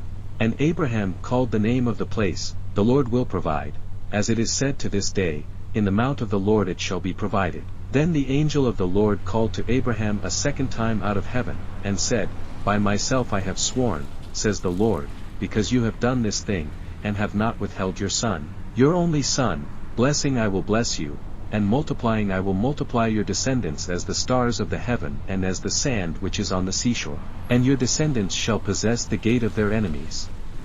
In your seed all the nations of the earth shall be blessed, because you have obeyed my voice. So Abraham returned to his young men, and they rose and went together to Beersheba, and Abraham dwelt at Beersheba.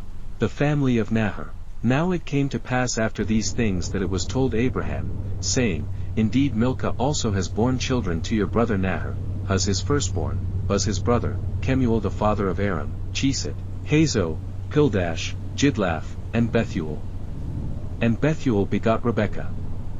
These 8 Milcah bore to Nahor, Abraham's brother.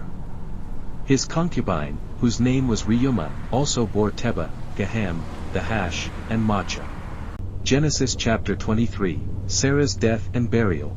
Sarah lived 127 years, these were the years of the life of Sarah. So Sarah died in Kirjath Arba, that is, Hebron, in the land of Canaan, and Abraham came to mourn for Sarah and to weep for her. Then Abraham stood up from before his dead, and spoke to the sons of Het, saying, I am a foreigner and a visitor among you. Give me property for a burial place among you, that I may bury my dead out of my sight. And the sons of Het answered Abraham, saying to him, Hear us, my lord, you are a mighty prince among us, bury your dead in the choicest of our burial places. None of us will withhold from you his burial place, that you may bury your dead. Then Abraham stood up and bowed himself to the people of the land, the sons of Het. And he spoke with them, saying, If it is your wish that I bury my dead out of my sight, hear me, and meet with Ephron the son of Zohar for me, that he may give me the cave of Machpelah which he has, which is at the end of his field. Let him give it to me at the full price, as property for a burial place among you. Now Ephron dwelt among the sons of Het, and Ephron the Hittite answered Abraham in the presence of the sons of Het, all who entered at the gate of his city, saying, No, my lord, hear me. I give you the field and the cave that is in it, I give it to you in the presence of the sons of my people. I give it to you. Bury your dead. Then Abraham bowed himself down before the people of the land, and he spoke to Ephron in the hearing of the people of the land, saying, If you will give it, please hear me. I will give you money for the field, take it from me and I will bury my dead there. And Ephron answered Abraham, saying to him, My lord, listen to me, the land is worth 400 shekels of silver. What is that between you and me? So bury your dead. And Abraham listened to Ephron, and Abraham weighed out the silver for Ephron which he had named in the hearing of the sons of Het, 400 shekels of silver, currency of the merchants. So the field of Ephron which was in Machpelah, which was before Mamre, the field and the cave which was in it, and all the trees that were in the field, which were within all the surrounding borders, were deeded to Abraham as a possession in the presence of the sons of Het, before all who went in at the gate of his city. And after this, Abraham buried Sarah his wife in the cave of the field of Machpelah, before Mamre, that is, Hebron, in the land of Canaan. So the field and the cave that is in it were deeded to Abraham by the sons of Het as property for a burial place. Genesis chapter 24, A bride for Isaac. Now Abraham was old, well advanced in age, and the Lord had blessed Abraham in all things. So Abraham said to the oldest servant of his house, who ruled over all that he had, Please, put your hand under my thigh, and I will make you swear by the Lord, the God of heaven and the God of the earth, that you will not take a wife for my son from the daughters of the Canaanites, among whom I dwell, but you shall go to my country and to my family, and take a wife for my son Isaac. And the servant said to him, Perhaps the woman will not be willing to follow me to this land. Must I take your son back to the land from which you came? But Abraham said to him, Beware that you do not take my son back there.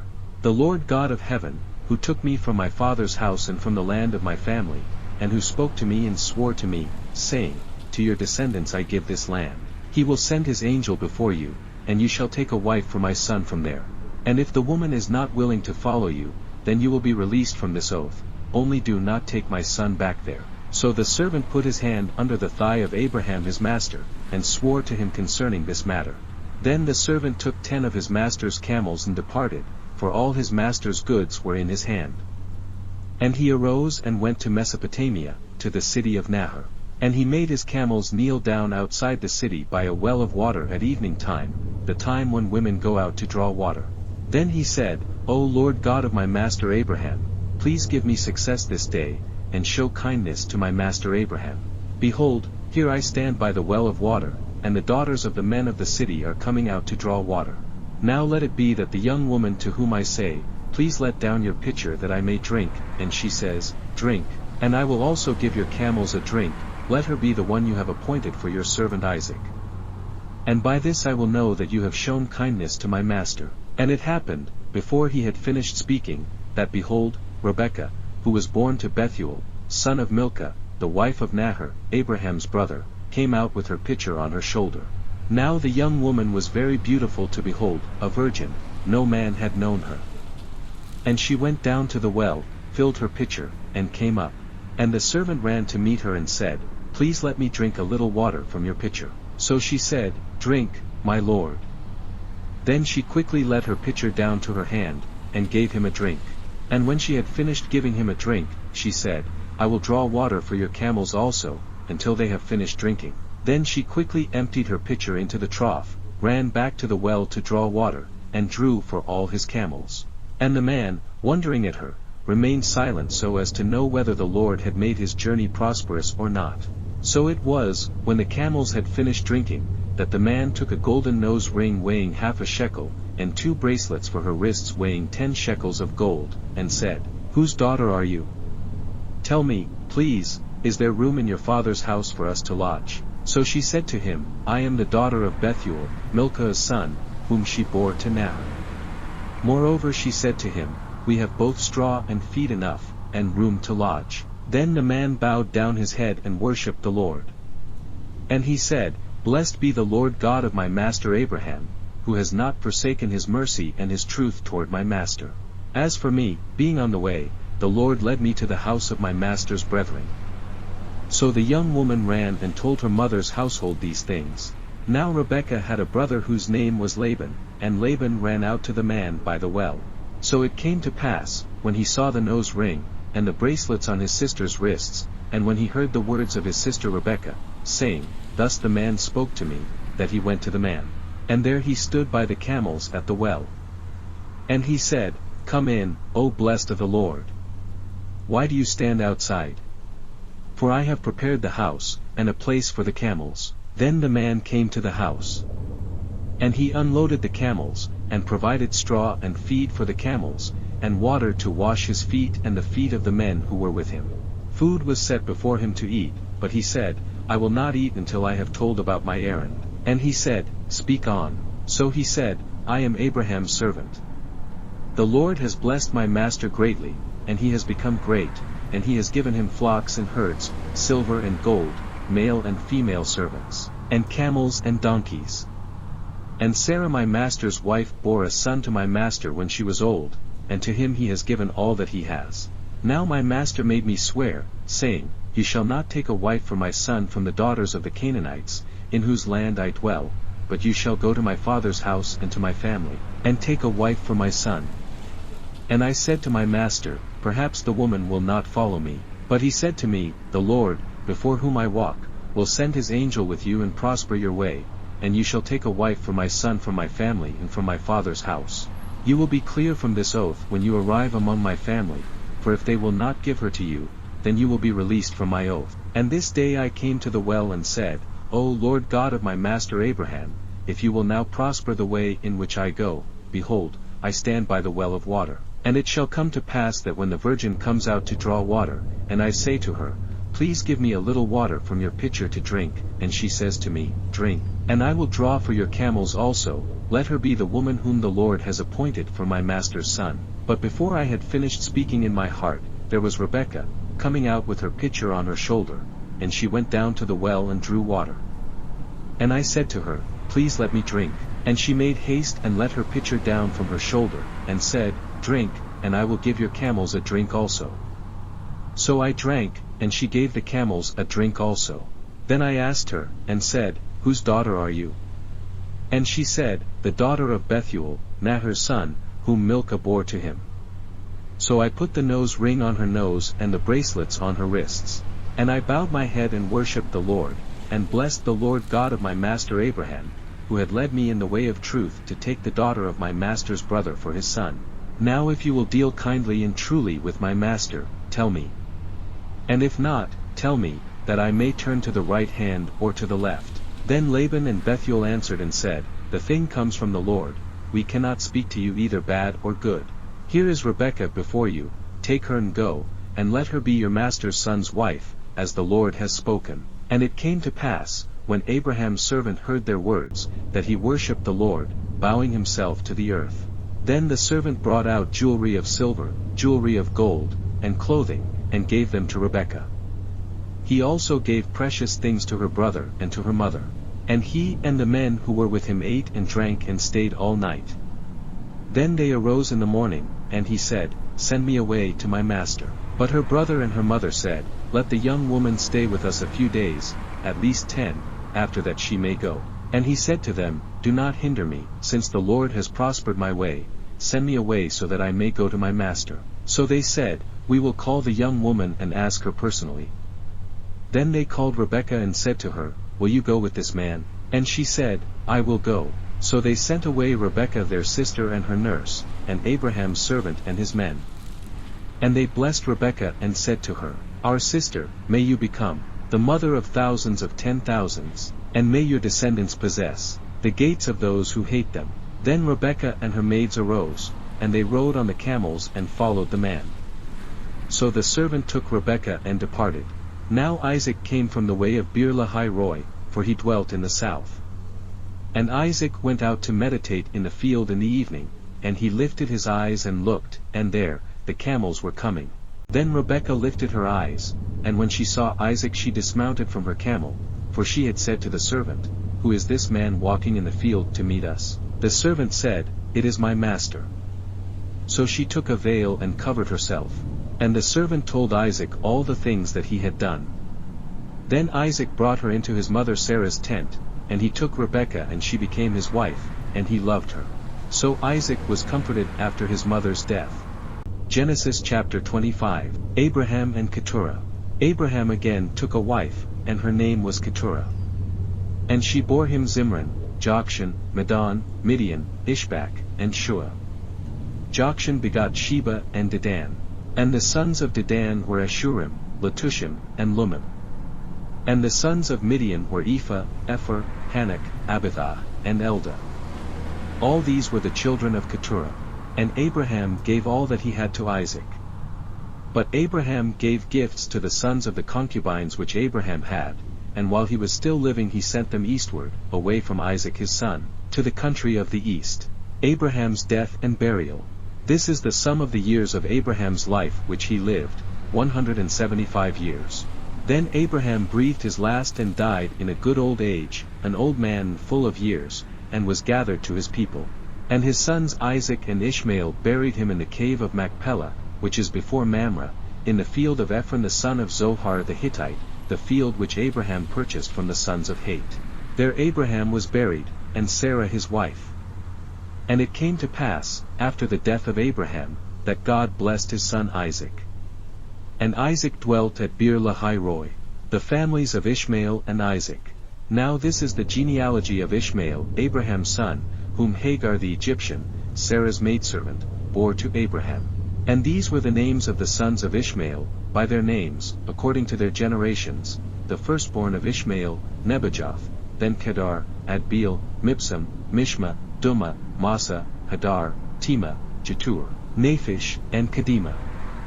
These were the sons of Ishmael, and these were their names, by their towns and their settlements, 12 princes according to their nations. These were the years of the life of Ishmael, 137 years, and he breathed his last and died, and was gathered to his people. They dwelt from Havilah as far as Shur, which is east of Egypt as you go toward Assyria. He died in the presence of all his brethren. This is the genealogy of Isaac, Abraham's son. Abraham begot Isaac. Isaac was 40 years old when he took Rebekah as wife, the daughter of Bethuel the Syrian of Padan Aram, the sister of Laban the Syrian. Now Isaac pleaded with the Lord for his wife, because she was barren, and the Lord granted his plea, and Rebekah his wife conceived. But the children struggled together within her, and she said, If all is well, why am I like this? So she went to inquire of the Lord. And the Lord said to her, 2 nations are in your womb, 2 peoples shall be separated from your body, 1 people shall be stronger than the other, and the older shall serve the younger. So when her days were fulfilled for her to give birth, indeed there were twins in her womb. And the first came out red.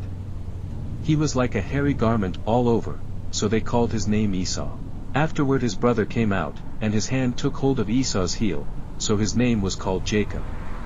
Isaac was 60 years old when she bore them. So the boys grew. And Esau was a skillful hunter, a man of the field, but Jacob was a mild man, dwelling in tents. And Isaac loved Esau because he ate of his game, but Rebekah loved Jacob. Esau sells his birthright. Now Jacob cooked a stew, and Esau came in from the field, and he was weary. And Esau said to Jacob, Please feed me with that same red stew, for I am weary. Therefore his name was called Edom. But Jacob said, Sell me your birthright as of this day. And Esau said, Look, I am about to die, so what is this birthright to me? Then Jacob said, Swear to me as of this day. So he swore to him, and sold his birthright to Jacob. And Jacob gave Esau bread and stew of lentils, then he ate and drank, arose, and went his way. Thus Esau despised his birthright. Genesis chapter 26. Isaac and Abimelech.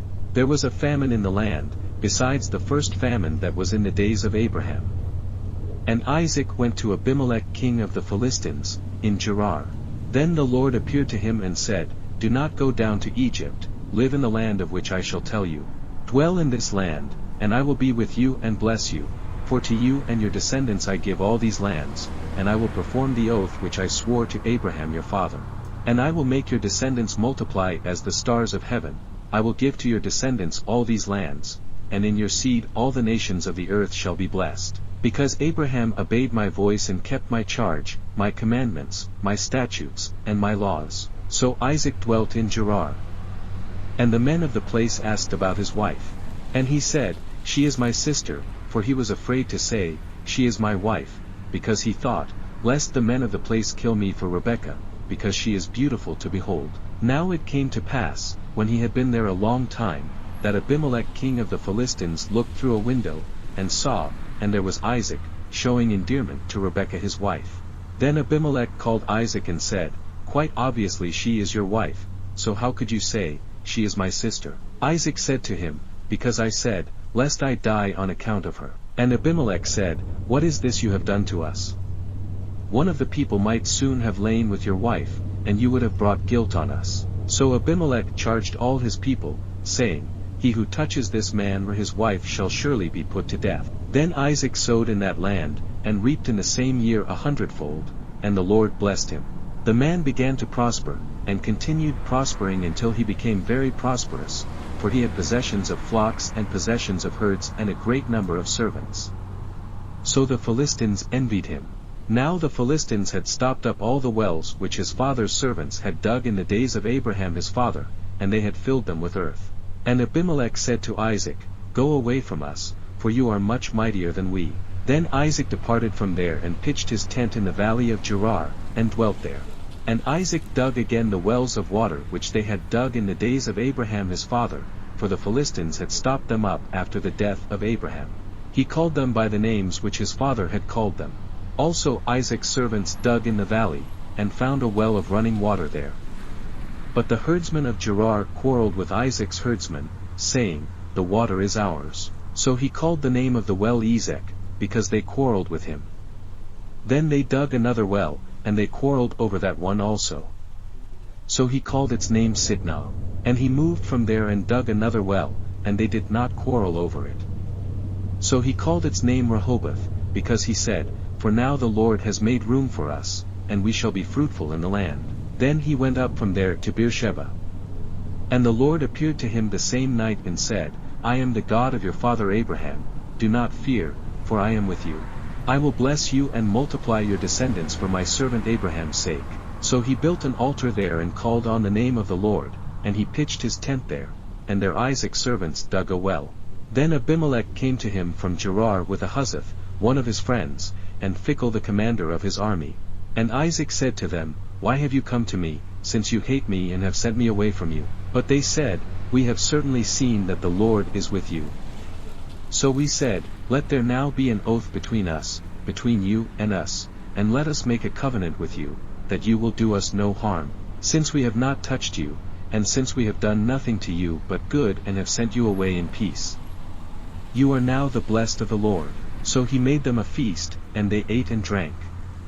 Then they arose early in the morning and swore an oath with one another, and Isaac sent them away, and they departed from him in peace. It came to pass the same day that Isaac's servants came and told him about the well which they had dug, and said to him, "We have found water." So he called it Sheba. Therefore the name of the city is Beersheba to this day. When Esau was 40 years old, he took as wives Judith the daughter of Beeri the Hittite, and Basemath the daughter of Elon the Hittite. And they were a grief of mind to Isaac and Rebekah. Genesis chapter 27. Isaac blesses Jacob. Now it came to pass, when Isaac was old and his eyes were so dim that he could not see, that he called Esau his older son and said to him, "My son." And he answered him, "Here I am." Then he said, "Behold now, I am old. I do not know the day of my death. Now therefore, please take your weapons, your quiver and your bow, and go out to the field and hunt game for me. And make me savory food, such as I love, and bring it to me that I may eat, that my soul may bless you before I die." Now Rebekah was listening when Isaac spoke to Esau his son. And Esau went to the field to hunt game and to bring it. So Rebekah spoke to Jacob her son, saying, "Indeed I heard your father speak to Esau your brother, saying, Bring me game and make savory food for me, that I may eat it and bless you in the presence of the Lord before my death. Now therefore, my son, obey my voice according to what I command you. Go now to the flock and bring me from there 2 choice kids of the goats, and I will make savory food from them for your father, such as he loves. Then you shall take it to your father, that he may eat it, and that he may bless you before his death." And Jacob said to Rebekah his mother, "Look, Esau my brother is a hairy man, and I am a smooth-skinned man. Perhaps my father will feel me, and I shall seem to be a deceiver to him, and I shall bring a curse on myself and not a blessing." But his mother said to him, "Let your curse be on me, my son, only obey my voice, and go, get them for me." And he went and got them and brought them to his mother, and his mother made savory food, such as his father loved. Then Rebekah took the choice clothes of her elder son Esau, which were with her in the house, and put them on Jacob her younger son. And she put the skins of the kids of the goats on his hands and on the smooth part of his neck. Then she gave the savory food and the bread, which she had prepared, into the hand of her son Jacob. So he went to his father and said, "My father." And he said, "Here I am." "Who are you, my son?" Jacob said to his father, "I am Esau your firstborn. I have done just as you told me. Please arise, sit and eat of my game, that your soul may bless me." But Isaac said to his son, "How is it that you have found it so quickly, my son?" And he said, "Because the Lord your God brought it to me." Isaac said to Jacob, "Please come near, that I may feel you, my son, whether you are really my son Esau or not." So Jacob went near to Isaac his father, and he felt him and said, "The voice is Jacob's voice, but the hands are the hands of Esau." And he did not recognize him, because his hands were hairy like his brother Esau's hands, so he blessed him. Then he said, "Are you really my son Esau?" He said, "I am." He said, "Bring it near to me, and I will eat of my son's game, so that my soul may bless you."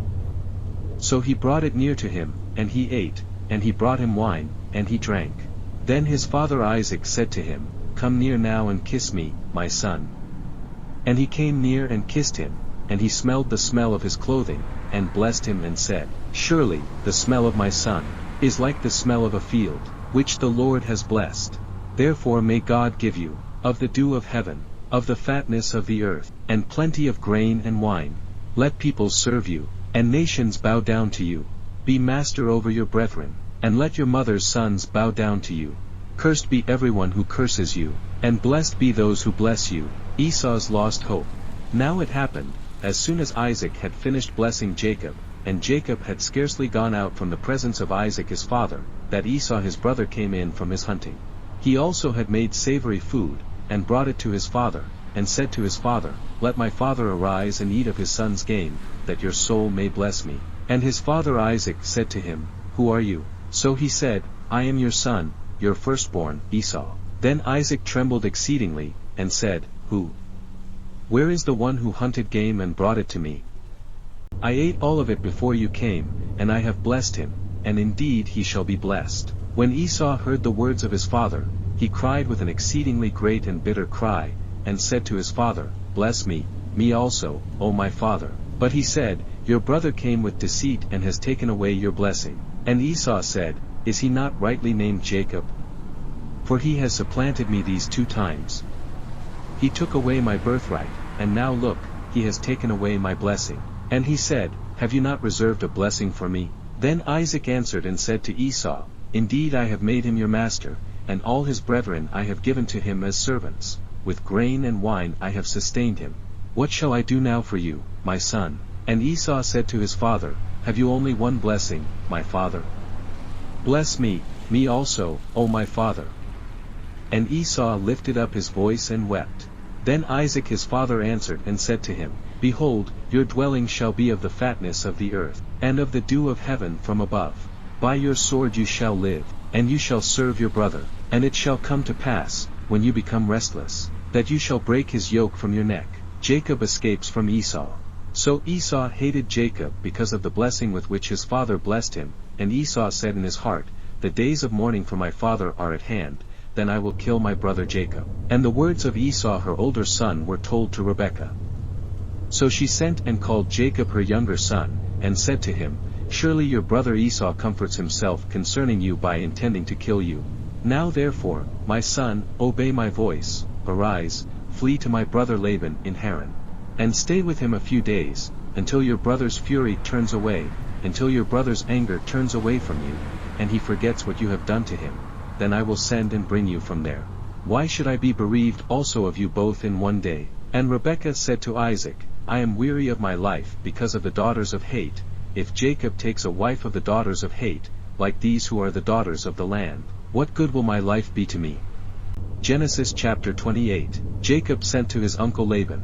Then Isaac called Jacob and blessed him, and charged him, and said to him, You shall not take a wife from the daughters of Canaan. Arise, go to Padan Aram, to the house of Bethuel your mother's father, and take yourself a wife from there of the daughters of Laban your mother's brother. May God Almighty bless you, and make you fruitful and multiply you, that you may be an assembly of peoples, and give you the blessing of Abraham, to you and your descendants with you, that you may inherit the land, in which you are a stranger, which God gave to Abraham. So Isaac sent Jacob away, and he went to Padan Aram, to Laban the son of Bethuel the Syrian, the brother of Rebekah, the mother of Jacob and Esau. Esau marries Mahalath. Esau saw that Isaac had blessed Jacob and sent him away to Padan Aram to take himself a wife from there, and that as he blessed him he gave him a charge, saying, You shall not take a wife from the daughters of Canaan, and that Jacob had obeyed his father and his mother and had gone to Padan Aram. Also Esau saw that the daughters of Canaan did not please his father Isaac. So Esau went to Ishmael and took Mahalath the daughter of Ishmael, Abraham's son, the sister of Nebajoth, to be his wife in addition to the wives he had. Jacob's vow at Bethel. Now Jacob went out from Beersheba and went toward Haran. So he came to a certain place and stayed there all night, because the sun had set. And he took one of the stones of that place and put it at his head, and he lay down in that place to sleep. Then he dreamed, and behold, a ladder was set up on the earth, and its top reached to heaven, and there the angels of God were ascending and descending on it. And behold, the Lord stood above it and said, I am the Lord God of Abraham your father and the God of Isaac. The land on which you lie I will give to you and your descendants. Also your descendants shall be as the dust of the earth. You shall spread abroad to the west and the east, to the north and the south. And in you and in your seed all the families of the earth shall be blessed. Behold, I am with you and will keep you wherever you go, and will bring you back to this land, for I will not leave you until I have done what I have spoken to you. Then Jacob awoke from his sleep and said, Surely the Lord is in this place, and I did not know it. And he was afraid and said, How awesome is this place! This is none other than the house of God, and this is the gate of heaven. Then Jacob rose early in the morning, and took the stone that he had put at his head, set it up as a pillar, and poured oil on top of it. And he called the name of that place Bethel, but the name of that city had been Luz previously. Then Jacob made a vow, saying, If God will be with me, and keep me in this way that I am going, and give me bread to eat and clothing to put on, so that I come back to my father's house in peace, then the Lord shall be my God. And this stone which I have set as a pillar shall be God's house, and of all that you give me I will surely give a tenth to you. Genesis chapter 29, Jacob meets Rachel.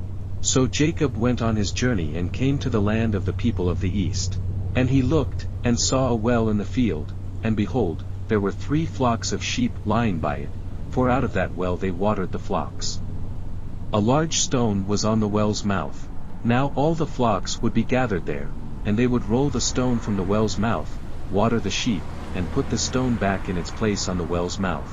And Jacob said to them, My brethren, where are you from? And they said, We are from Haran. Then he said to them, Do you know Laban the son of Nahor? And they said, We know him. So he said to them, Is he well? And they said, He is well. And look, his daughter Rachel is coming with the sheep. Then he said, Look, it is still high day, it is not time for the cattle to be gathered together. Water the sheep, and go and feed them. But they said, We cannot until all the flocks are gathered together, and they have rolled the stone from the well's mouth, then we water the sheep. Now while he was still speaking with them, Rachel came with her father's sheep, for she was a shepherdess. And it came to pass, when Jacob saw Rachel the daughter of Laban his mother's brother, and the sheep of Laban his mother's brother, that Jacob went near and rolled the stone from the well's mouth, and watered the flock of Laban his mother's brother. Then Jacob kissed Rachel, and lifted up his voice and wept. And Jacob told Rachel that he was her father's relative and that he was Rebekah's son. So she ran and told her father. Then it came to pass, when Laban heard the report about Jacob his sister's son, that he ran to meet him, and embraced him and kissed him, and brought him to his house. So he told Laban all these things. And Laban said to him, Surely you are my bone and my flesh. And he stayed with him for a month. Jacob marries Leah and Rachel. Then Laban said to Jacob, Because you are my relative, should you therefore serve me for nothing? Tell me, what should your wages be? Now Laban had 2 daughters, the name of the elder was Leah, and the name of the younger was Rachel. Leah's eyes were delicate, but Rachel was beautiful of form and appearance. Now Jacob loved Rachel, so he said, I will serve you 7 years for Rachel your younger daughter. And Laban said, It is better that I give her to you than that I should give her to another man. Stay with me. So Jacob served 7 years for Rachel, and they seemed only a few days to him because of the love he had for her. Then Jacob said to Laban, Give me my wife, for my days are fulfilled, that I may go into her. And Laban gathered together all the men of the place and made a feast. Now it came to pass in the evening, that he took Leah his daughter and brought her to Jacob, and he went into her. And Laban gave his maid Zilpah to his daughter Leah as a maid. So it came to pass in the morning, that behold, it was Leah. And he said to Laban, What is this you have done to me? Was it not for Rachel that I served you? Why then have you deceived me? And Laban said, It must not be done so in our country, to give the younger before the firstborn.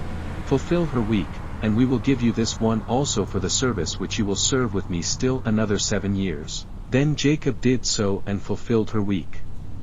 So he gave him his daughter Rachel as wife also. And Laban gave his maid Bilhah to his daughter Rachel as a maid. Then Jacob also went in to Rachel, and he also loved Rachel more than Leah. And he served with Laban still another 7 years. The children of Jacob. When the Lord saw that Leah was unloved, he opened her womb, but Rachel was barren. So Leah conceived and bore a son, and she called his name Reuben, for she said, The Lord has surely looked on my affliction. Now therefore, my husband will love me. Then she conceived again and bore a son, and said, Because the Lord has heard that I am unloved, he has therefore given me this son also. And she called his name Simeon. She conceived again and bore a son, and said, Now this time my husband will become attached to me, because I have borne him 3 sons. Therefore his name was called Levi. And she conceived again and bore a son, and said, Now I will praise the Lord. Therefore she called his name Judah. Then she stopped bearing. Genesis chapter 30, Jacob's children. Now when Rachel saw that she bore Jacob no children, Rachel envied her sister, and said to Jacob, Give me children, or else I die. And Jacob's anger was aroused against Rachel, and he said, Am I in the place of God, who has withheld from you the fruit of the womb? So she said, Here is my maid Bilhah, go into her, and she will bear a child on my knees, that I also may have children by her. Then she gave him Bilhah her maid as wife, and Jacob went in to her. And Bilhah conceived and bore Jacob a son. Then Rachel said, God has judged my case, and he has also heard my voice and given me a son. Therefore she called his name Dan. And Rachel's maid Bilhah conceived again and bore Jacob a second son. Then Rachel said, With great wrestlings I have wrestled with my sister, and indeed I have prevailed. So she called his name Naphtali. When Leah saw that she had stopped bearing, she took Zilpah her maid and gave her to Jacob as wife. And Leah's maid Zilpah bore Jacob a son. Then Leah said, A troop comes. So she called his name Gad. And Leah's maid Zilpah bore Jacob a second son. Then Leah said, I am happy, for the daughters will call me blessed. So she called his name Asher. Now Reuben went in the days of wheat harvest and found mandrakes in the field, and brought them to his mother Leah. Then Rachel said to Leah, Please give me some of your son's mandrakes. But she said to her, Is it a small matter that you have taken away my husband? Would you take away my son's mandrakes also? And Rachel said, Therefore he will lie with you tonight for your son's mandrakes. When Jacob came out of the field in the evening, Leah went out to meet him and said, You must come in to me, for I have surely hired you with my son's mandrakes. And he lay with her that night. And God listened to Leah, and she conceived and bore Jacob a fifth son. Leah said, God has given me my wages, because I have given my maid to my husband. So she called his name Issachar. Then Leah conceived again and bore Jacob a sixth son. And Leah said, God has endowed me with a good endowment, now my husband will dwell with me, because I have borne him 6 sons. So she called his name Zebulun. Afterward she bore a daughter, and called her name Dinah. Then God remembered Rachel, and God listened to her and opened her womb. And she conceived and bore a son, and said, God has taken away my reproach. So she called his name Joseph, and said, The Lord shall add to me another son. Jacob's agreement with Laban. And it came to pass, when Rachel had borne Joseph, that Jacob said to Laban, Send me away, that I may go to my own place and to my country. Give me my wives and my children for whom I have served you, and let me go, for you know my service which I have done for you. And Laban said to him, Please stay, if I have found favor in your eyes, for I have learned by experience that the Lord has blessed me for your sake. Then he said, Name me your wages, and I will give it. So Jacob said to him, You know how I have served you and how your livestock has been with me. For what you had before I came was little, and it has increased to a great amount. The Lord has blessed you since my coming. And now, when shall I also provide for my own house? So he said, What shall I give you? And Jacob said, You shall not give me anything. If you will do this thing for me, I will again feed and keep your flocks. Let me pass through all your flock today, removing from there all the speckled and spotted sheep, and all the brown ones among the lambs, and the spotted and speckled among the goats, and these shall be my wages. So my righteousness will answer for me in time to come, when the subject of my wages comes before you, every one that is not speckled and spotted among the goats, and brown among the lambs, will be considered stolen, if it is with me. And Laban said, Oh, that it were according to your word. So he removed that day the male goats that were speckled and spotted, all the female goats that were speckled and spotted, every one that had some white in it, and all the brown ones among the lambs, and gave them into the hand of his sons. Then he put 3 days' journey between himself and Jacob fed the rest of Laban's flocks. Now Jacob took for himself rods of green poplar and of the almond and chestnut trees, peeled white strips in them, and exposed the white which was in the rods. And the rods which he had peeled, he set before the flocks in the gutters, in the watering troughs where the flocks came to drink, so that they should conceive when they came to drink. So the flocks conceived before the rods, and the flocks brought forth streaked, speckled, and spotted. Then Jacob separated the lambs, and made the flocks face toward the streaked and all the brown in the flock of Laban, but he put his own flocks by themselves and did not put them with Laban's flock. And it came to pass, whenever the stronger livestock conceived, that Jacob placed the rods before the eyes of the livestock in the gutters, that they might conceive among the rods. But when the flocks were feeble, he did not put them in, so the feebler were Laban's and the stronger Jacob's. Thus the man became exceedingly prosperous, and had large flocks, female and male servants, and camels and donkeys. Genesis chapter 31, Jacob flees from Laban. Now Jacob heard the words of Laban's sons, saying, Jacob has taken away all that was our father's, and from what was our father's he has acquired all this wealth. And Jacob saw the countenance of Laban, and indeed it was not favorable toward him as before. Then the Lord said to Jacob, Return to the land of your fathers and to your family, and I will be with you. So Jacob sent and called Rachel and Leah to the field, to his flock, and said to them, I see your father's countenance, that it is not favorable toward me as before, but the God of my father has been with me. And you know that with all my might I have served your father. Yet your father has deceived me and changed my wages 10 times, but God did not allow him to hurt me. If he said thus, The speckled shall be your wages, then all the flocks bore speckled.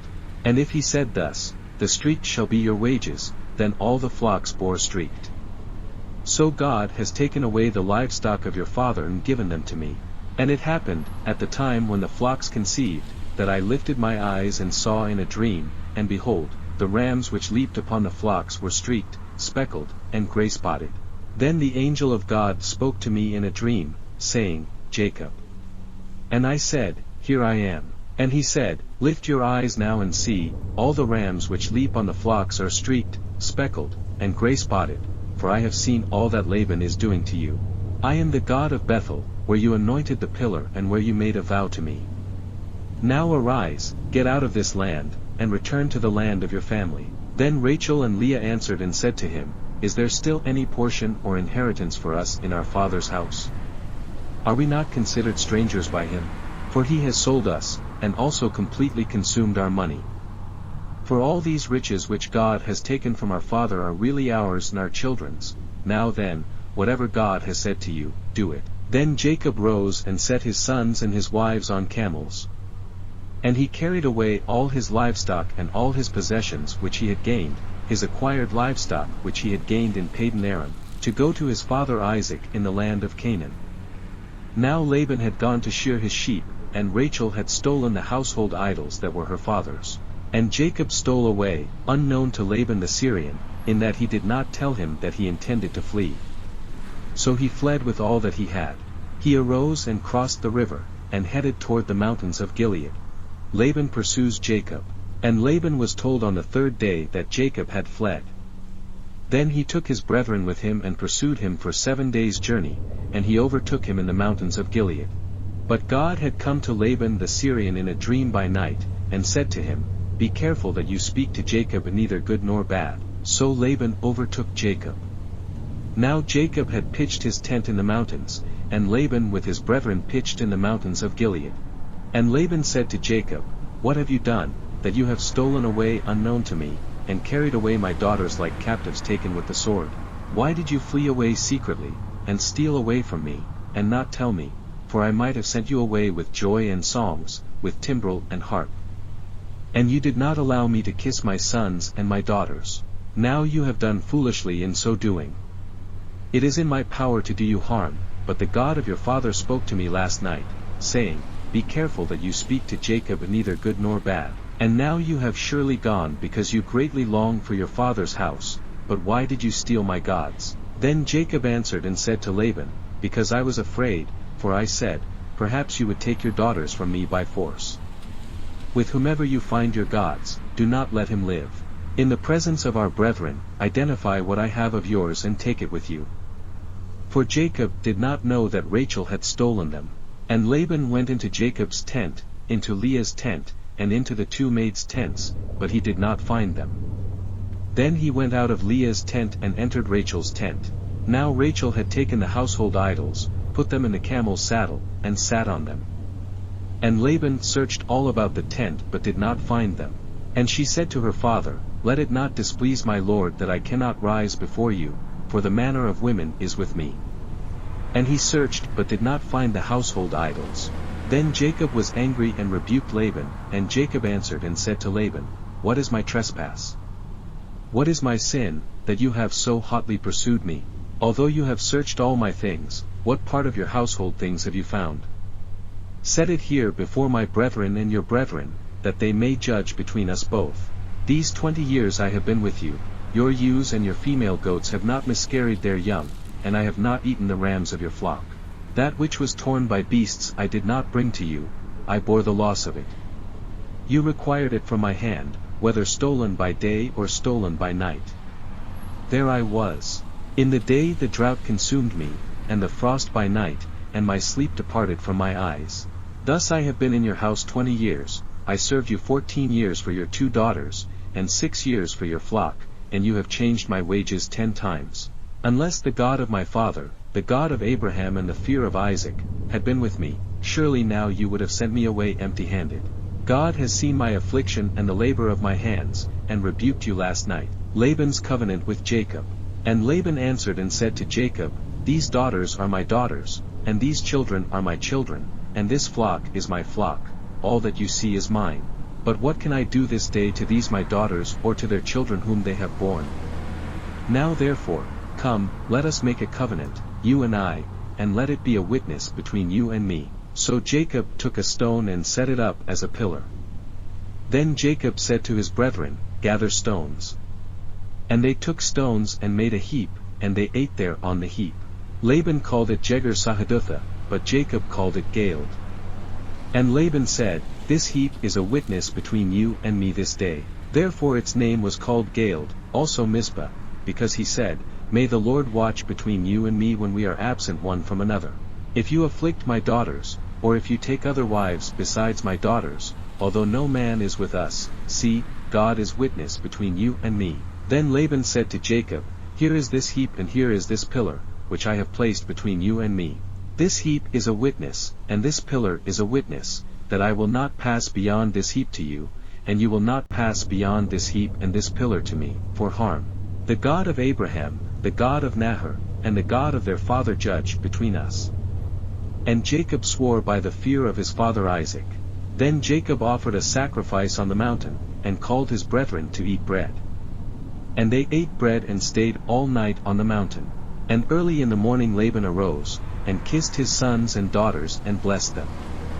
Then Laban departed and returned to his place.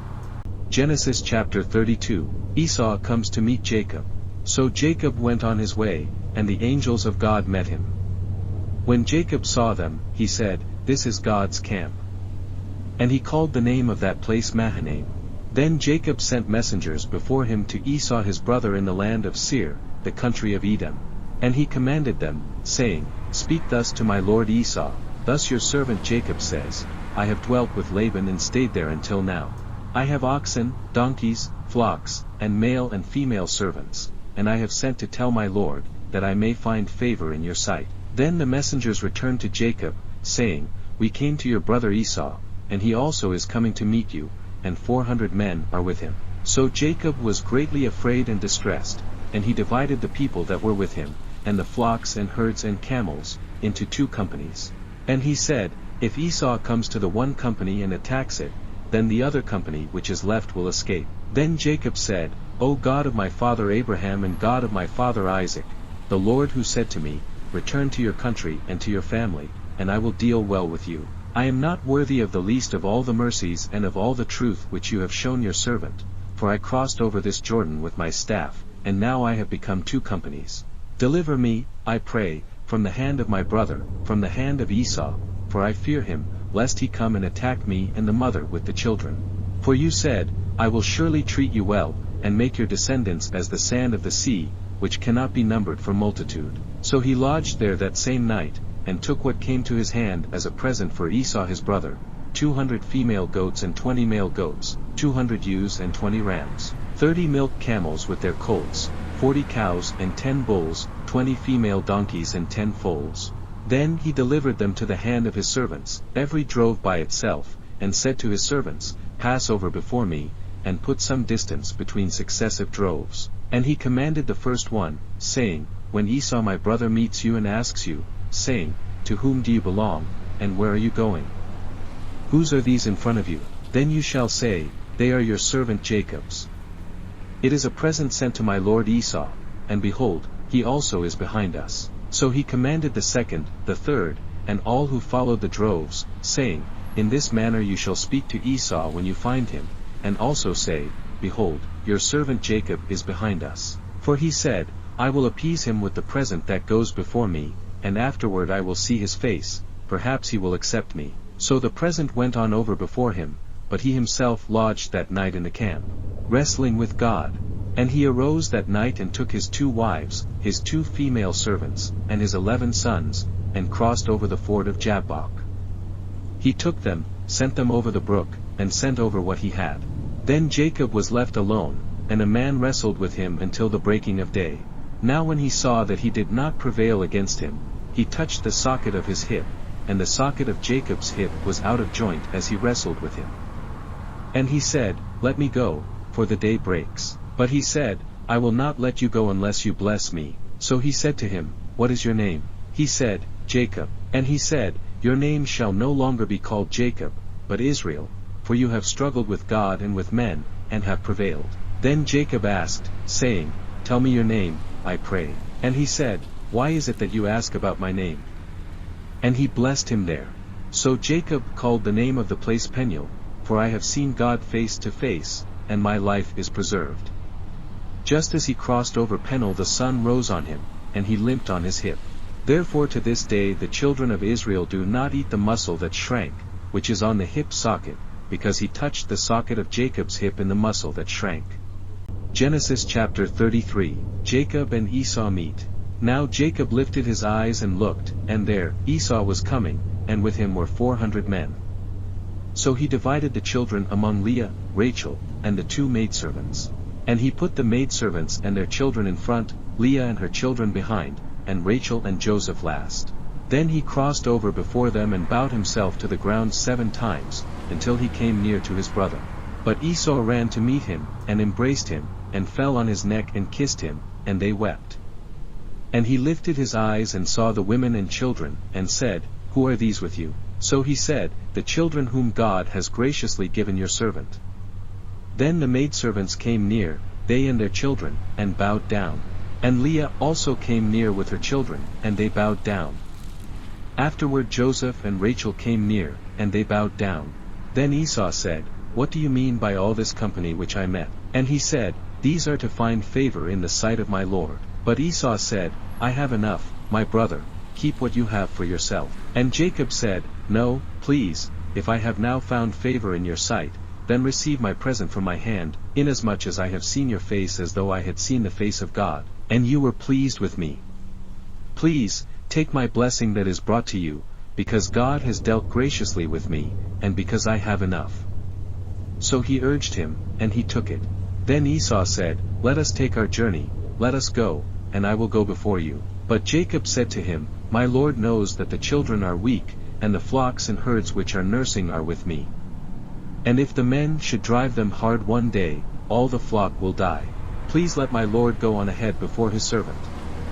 I will lead on slowly at a pace which the livestock that go before me, and the children, are able to endure, until I come to my Lord in Seir. And Esau said, Now let me leave with you some of the people who are with me. But he said, What need is there? Let me find favor in the sight of my Lord. So Esau returned that day on his way to Seir. And Jacob journeyed to Succoth, built himself a house, and made booths for his livestock. Therefore the name of the place is called Succoth. Jacob comes to Canaan. Then Jacob came safely to the city of Shechem, which is in the land of Canaan, when he came from Padan Aram, and he pitched his tent before the city. And he bought the parcel of land, where he had pitched his tent, from the children of Hamor, Shechem's father, for 100 pieces of money. Then he erected an altar there and called it El Elohe Israel. Genesis chapter 34, the Dinah incident. Now Dinah the daughter of Leah, whom she had borne to Jacob, went out to see the daughters of the land. And when Shechem the son of Hamor the Hivite, prince of the country, saw her, he took her and lay with her, and violated her. His soul was strongly attracted to Dinah the daughter of Jacob, and he loved the young woman and spoke kindly to the young woman. So Shechem spoke to his father Hamor, saying, Get me this young woman as a wife. And Jacob heard that he had defiled Dinah his daughter. Now his sons were with his livestock in the field, so Jacob held his peace until they came. Then Hamor the father of Shechem went out to Jacob to speak with him. And the sons of Jacob came in from the field when they heard it, and the men were grieved and very angry, because he had done a disgraceful thing in Israel by lying with Jacob's daughter, a thing which ought not to be done. But Hamor spoke with them, saying, The soul of my son Shechem longs for your daughter. Please give her to him as a wife. And make marriages with us, give your daughters to us, and take our daughters to yourselves. So you shall dwell with us, and the land shall be before you. Dwell and trade in it, and acquire possessions for yourselves in it. Then Shechem said to her father and her brothers, Let me find favor in your eyes, and whatever you say to me I will give. Ask me ever so much dowry and gift, and I will give according to what you say to me. But give me the young woman as a wife. But the sons of Jacob answered Shechem and Hamor his father, and spoke deceitfully, because he had defiled Dinah their sister. And they said to them, We cannot do this thing, to give our sister to one who is uncircumcised, for that would be a reproach to us. But on this condition we will consent to you, if you will become as we are. If every male of you is circumcised, then we will give our daughters to you, and we will take your daughters to us, and we will dwell with you, and we will become one people. But if you will not heed us and be circumcised, then we will take our daughter and be gone. And their words pleased Hamor and Shechem, Hamor's son. So the young man did not delay to do the thing, because he delighted in Jacob's daughter. He was more honorable than all the household of his father. And Hamor and Shechem his son came to the gate of their city, and spoke with the men of their city, saying, These men are at peace with us. Therefore let them dwell in the land and trade in it. For indeed the land is large enough for them. Let us take their daughters to us as wives, and let us give them our daughters. Only on this condition will the men consent to dwell with us, to be one people, if every male among us is circumcised as they are circumcised. Will not their livestock, their property, and every animal of theirs be ours? Only let us consent to them, and they will dwell with us. And all who went out of the gate of his city heeded Hamor and Shechem his son. Every male was circumcised, all who went out of the gate of his city. Now it came to pass on the third day, when they were in pain, that two of the sons of Jacob, Simeon and Levi, Dinah's brothers, each took his sword and came boldly upon the city and killed all the males. And they killed Hamor and Shechem his son with the edge of the sword, and took Dinah from Shechem's house, and went out. The sons of Jacob came upon the slain, and plundered the city, because their sister had been defiled. They took their sheep, their oxen, and their donkeys, what was in the city and what was in the field, and all their wealth. All their little ones and their wives they took captive, and they plundered even all that was in the houses. Then Jacob said to Simeon and Levi, You have troubled me by making me obnoxious among the inhabitants of the land, among the Canaanites and the Perizzites, and since I am few in number, they will gather themselves together against me and kill me. I shall be destroyed, my household and I. But they said, Should he treat our sister like a harlot? Genesis chapter 35. Jacob's return to Bethel. Then God said to Jacob, Arise, go up to Bethel and dwell there, and make an altar there to God, who appeared to you when you fled from the face of Esau your brother. And Jacob said to his household and to all who were with him, Put away the foreign gods that are among you, purify yourselves, and change your garments. Then let us arise and go up to Bethel, and I will make an altar there to God, who answered me in the day of my distress and has been with me in the way which I have gone. So they gave Jacob all the foreign gods which were in their hands, and the earrings which were in their ears, and Jacob hid them under the terebinth tree which was by Shechem. And they journeyed, and the terror of God was upon the cities that were all around them, and they did not pursue the sons of Jacob. So Jacob came to Luz, that is, Bethel, which is in the land of Canaan, he and all the people who were with him. And he built an altar there and called the place El Bethel, because there God appeared to him when he fled from the face of his brother. Now Deborah, Rebekah's nurse, died, and she was buried below Bethel under the terebinth tree. So the name of it was called Allon Bashuth. Then God appeared to Jacob again, when he came from Padan Aram, and blessed him. And God said to him, Your name is Jacob, your name shall not be called Jacob any more, but Israel shall be your name. So he called his name Israel. Also God said to him, I am God Almighty. Be fruitful and multiply, a nation and a company of nations shall proceed from you, and kings shall come from your body. The land which I gave Abraham and Isaac I give to you, and to your descendants after you I give this land. Then God went up from him in the place where he talked with him. So Jacob set up a pillar in the place where he talked with him, a pillar of stone, and he poured a drink offering on it, and he poured oil on it. And Jacob called the name of the place where God spoke with him, Bethel. Death of Rachel. Then they journeyed from Bethel. And when there was but a little distance to go to Ephrath, Rachel labored in childbirth, and she had hard labor. Now it came to pass, when she was in hard labor, that the midwife said to her, Do not fear, you will have this son also. And so it was, as her soul was departing, for she died, that she called his name Benoni, but his father called him Benjamin. So Rachel died and was buried on the way to Ephrath, that is, Bethlehem. And Jacob set a pillar on her grave, which is the pillar of Rachel's grave to this day. Then Israel journeyed and pitched his tent beyond the tower of Eder. And it happened, when Israel dwelt in that land, that Reuben went and lay with Bilhah his father's concubine, and Israel heard about it. Jacob's 12 sons. Now the sons of Jacob were 12, the sons of Leah were Reuben, Jacob's firstborn, and Simeon, Levi, Judah, Issachar, and Zebulun. The sons of Rachel were Joseph and Benjamin, the sons of Bilhah, Rachel's maidservant, were Dan and Naphtali, and the sons of Zilpah, Leah's maidservant, were Gad and Asher. These were the sons of Jacob who were born to him in Padan Aram. Death of Isaac. Then Jacob came to his father Isaac at Mamre, or Kirjath Arba, that is, Hebron, where Abraham and Isaac had dwelt. Now the days of Isaac were 180 years. So Isaac breathed his last and died, and was gathered to his people, being old and full of days. And his sons Esau and Jacob buried him. Genesis chapter 36. The family of Esau. Now this is the genealogy of Esau, who is Edom. Esau took his wives from the daughters of Canaan, Adah the daughter of Elon the Hittite, Aholibamah the daughter of Anna, the daughter of Zibeon the Hivite, and Basemath, Ishmael's daughter, sister of Nebajoth.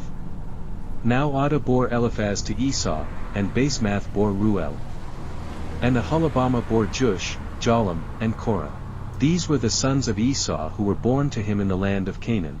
Then Esau took his wives, his sons, his daughters, and all the persons of his household, his cattle and all his animals, and all his goods which he had gained in the land of Canaan, and went to a country away from the presence of his brother Jacob. For their possessions were too great for them to dwell together, and the land where they were strangers could not support them because of their livestock. So Esau dwelt in Mount Seir. Esau is Edom, and this is the genealogy of Esau the father of the Edomites in Mount Seir. These were the names of Esau's sons, Eliphaz the son of Adah the wife of Esau, and Ruel the son of Basemath the wife of Esau. And the sons of Eliphaz were Taman, Omar, Zepho, Gatam, and Kenaz. Now Timnah was the concubine of Eliphaz, Esau's son, and she bore Amalek to Eliphaz. These were the sons of Adah, Esau's wife. These were the sons of Ruel, Nahath, Zerah, Shammah, and Mizah. These were the sons of Basemath, Esau's wife. These were the sons of Aholibamah, Esau's wife, the daughter of Anna, the daughter of Zibeon. And she bore to Esau, Jush, Jolam, and Korah, the chiefs of Edom. These were the chiefs of the sons of Esau. The sons of Eliphaz, the firstborn son of Esau, were Chief Taman, Chief Omar, Chief Zepho, Chief Kenaz, Chief Korah, Chief Gatam, and Chief Amalek. These were the chiefs of Eliphaz in the land of Edom. They were the sons of Adah. These were the sons of Ruel, Esau's son, Chief Nahath, Chief Zerah, Chief Shammah, and Chief Mizah. These were the chiefs of Ruel in the land of Edom. These were the sons of Basemath, Esau's wife. And these were the sons of Aholibamah, Esau's wife, Chief Jush, Chief Jolam, and Chief Korah.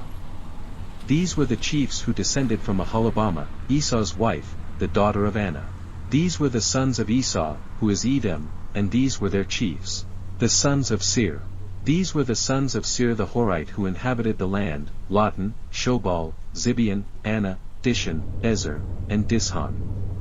These were the chiefs of the Horites, the sons of Seir, in the land of Edom.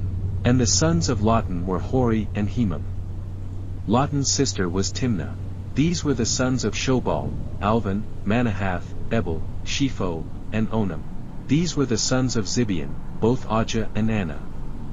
This was the Anna who found the water in the wilderness as he pastured the donkeys of his father Zibeon. These were the children of Anna, Dishon and Aholibamah the daughter of Anna. These were the sons of Dishon, Hemdan, Eshban, Ithran, and Cheran.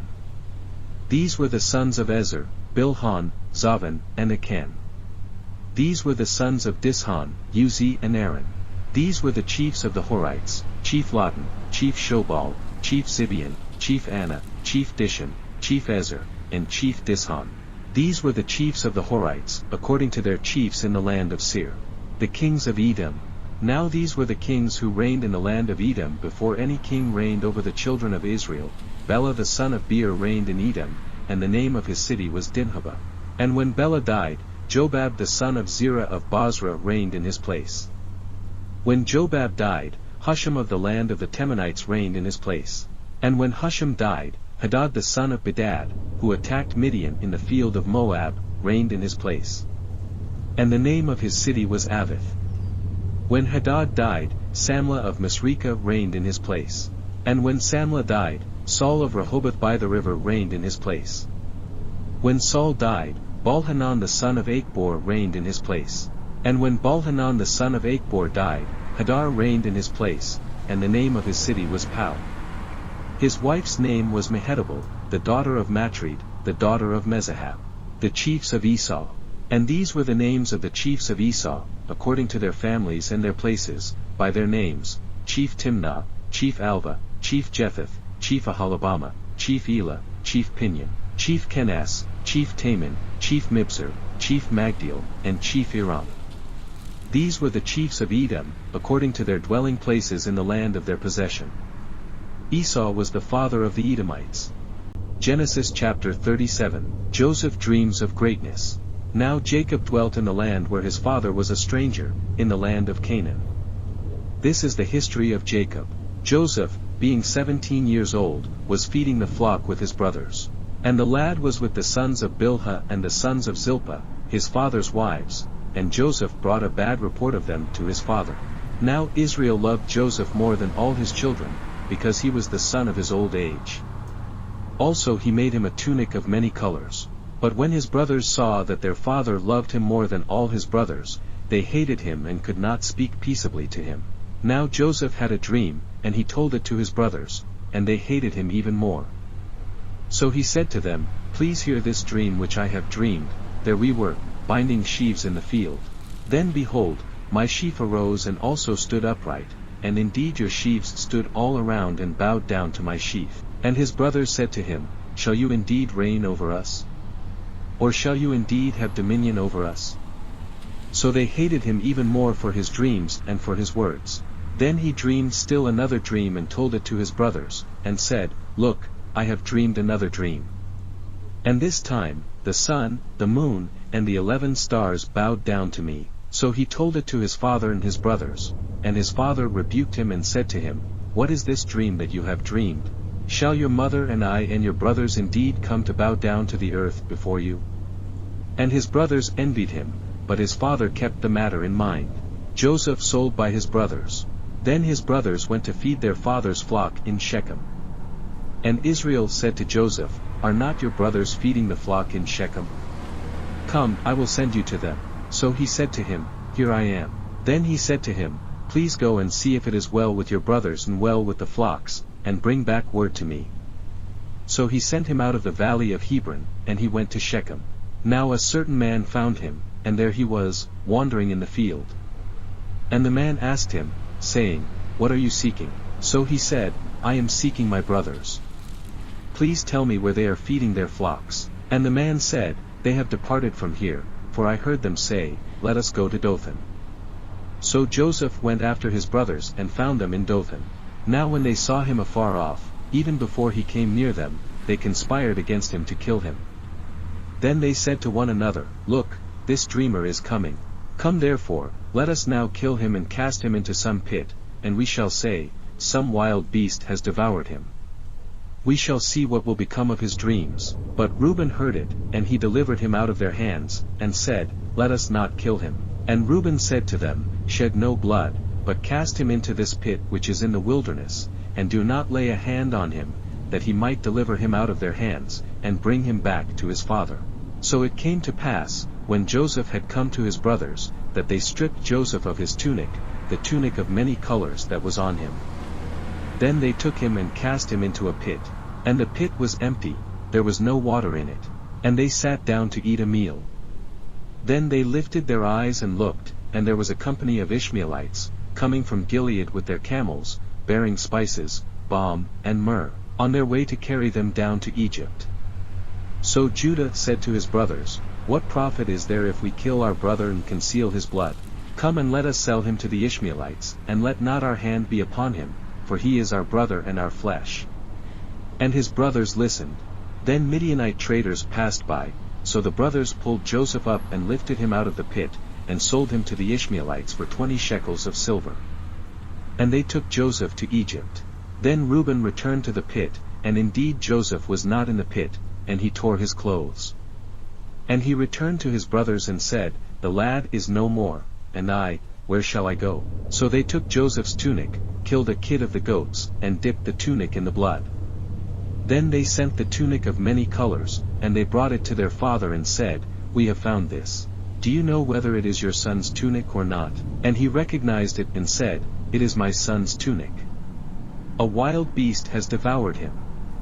Without doubt Joseph is torn to pieces. Then Jacob tore his clothes, put sackcloth on his waist, and mourned for his son many days.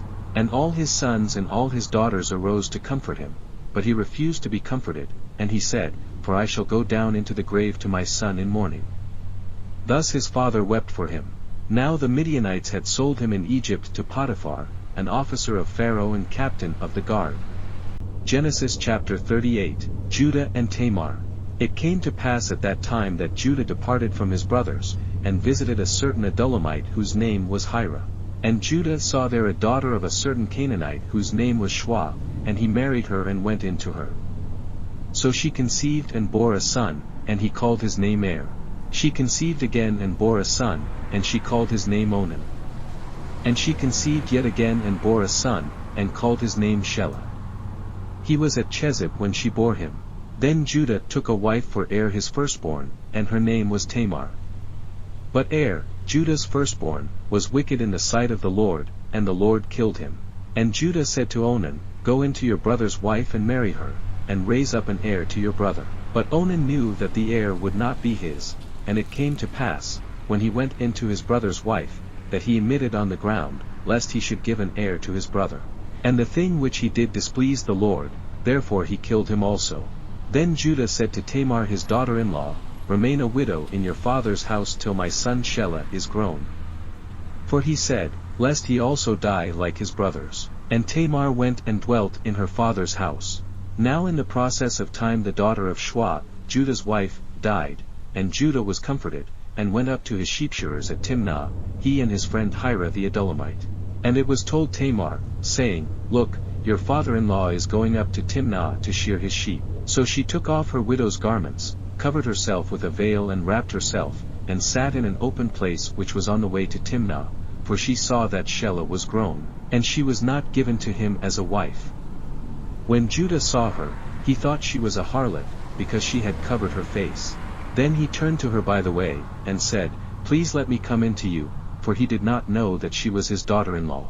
So she said, "What will you give me, that you may come in to me?" And he said, "I will send a young goat from the flock." So she said, "Will you give me a pledge till you send it?" Then he said, "What pledge shall I give you?" So she said, "Your signet and cord, and your staff that is in your hand." Then he gave them to her, and went in to her, and she conceived by him. So she arose and went away, and laid aside her veil and put on the garments of her widowhood. And Judah sent the young goat by the hand of his friend the Adullamite, to receive his pledge from the woman's hand, but he did not find her.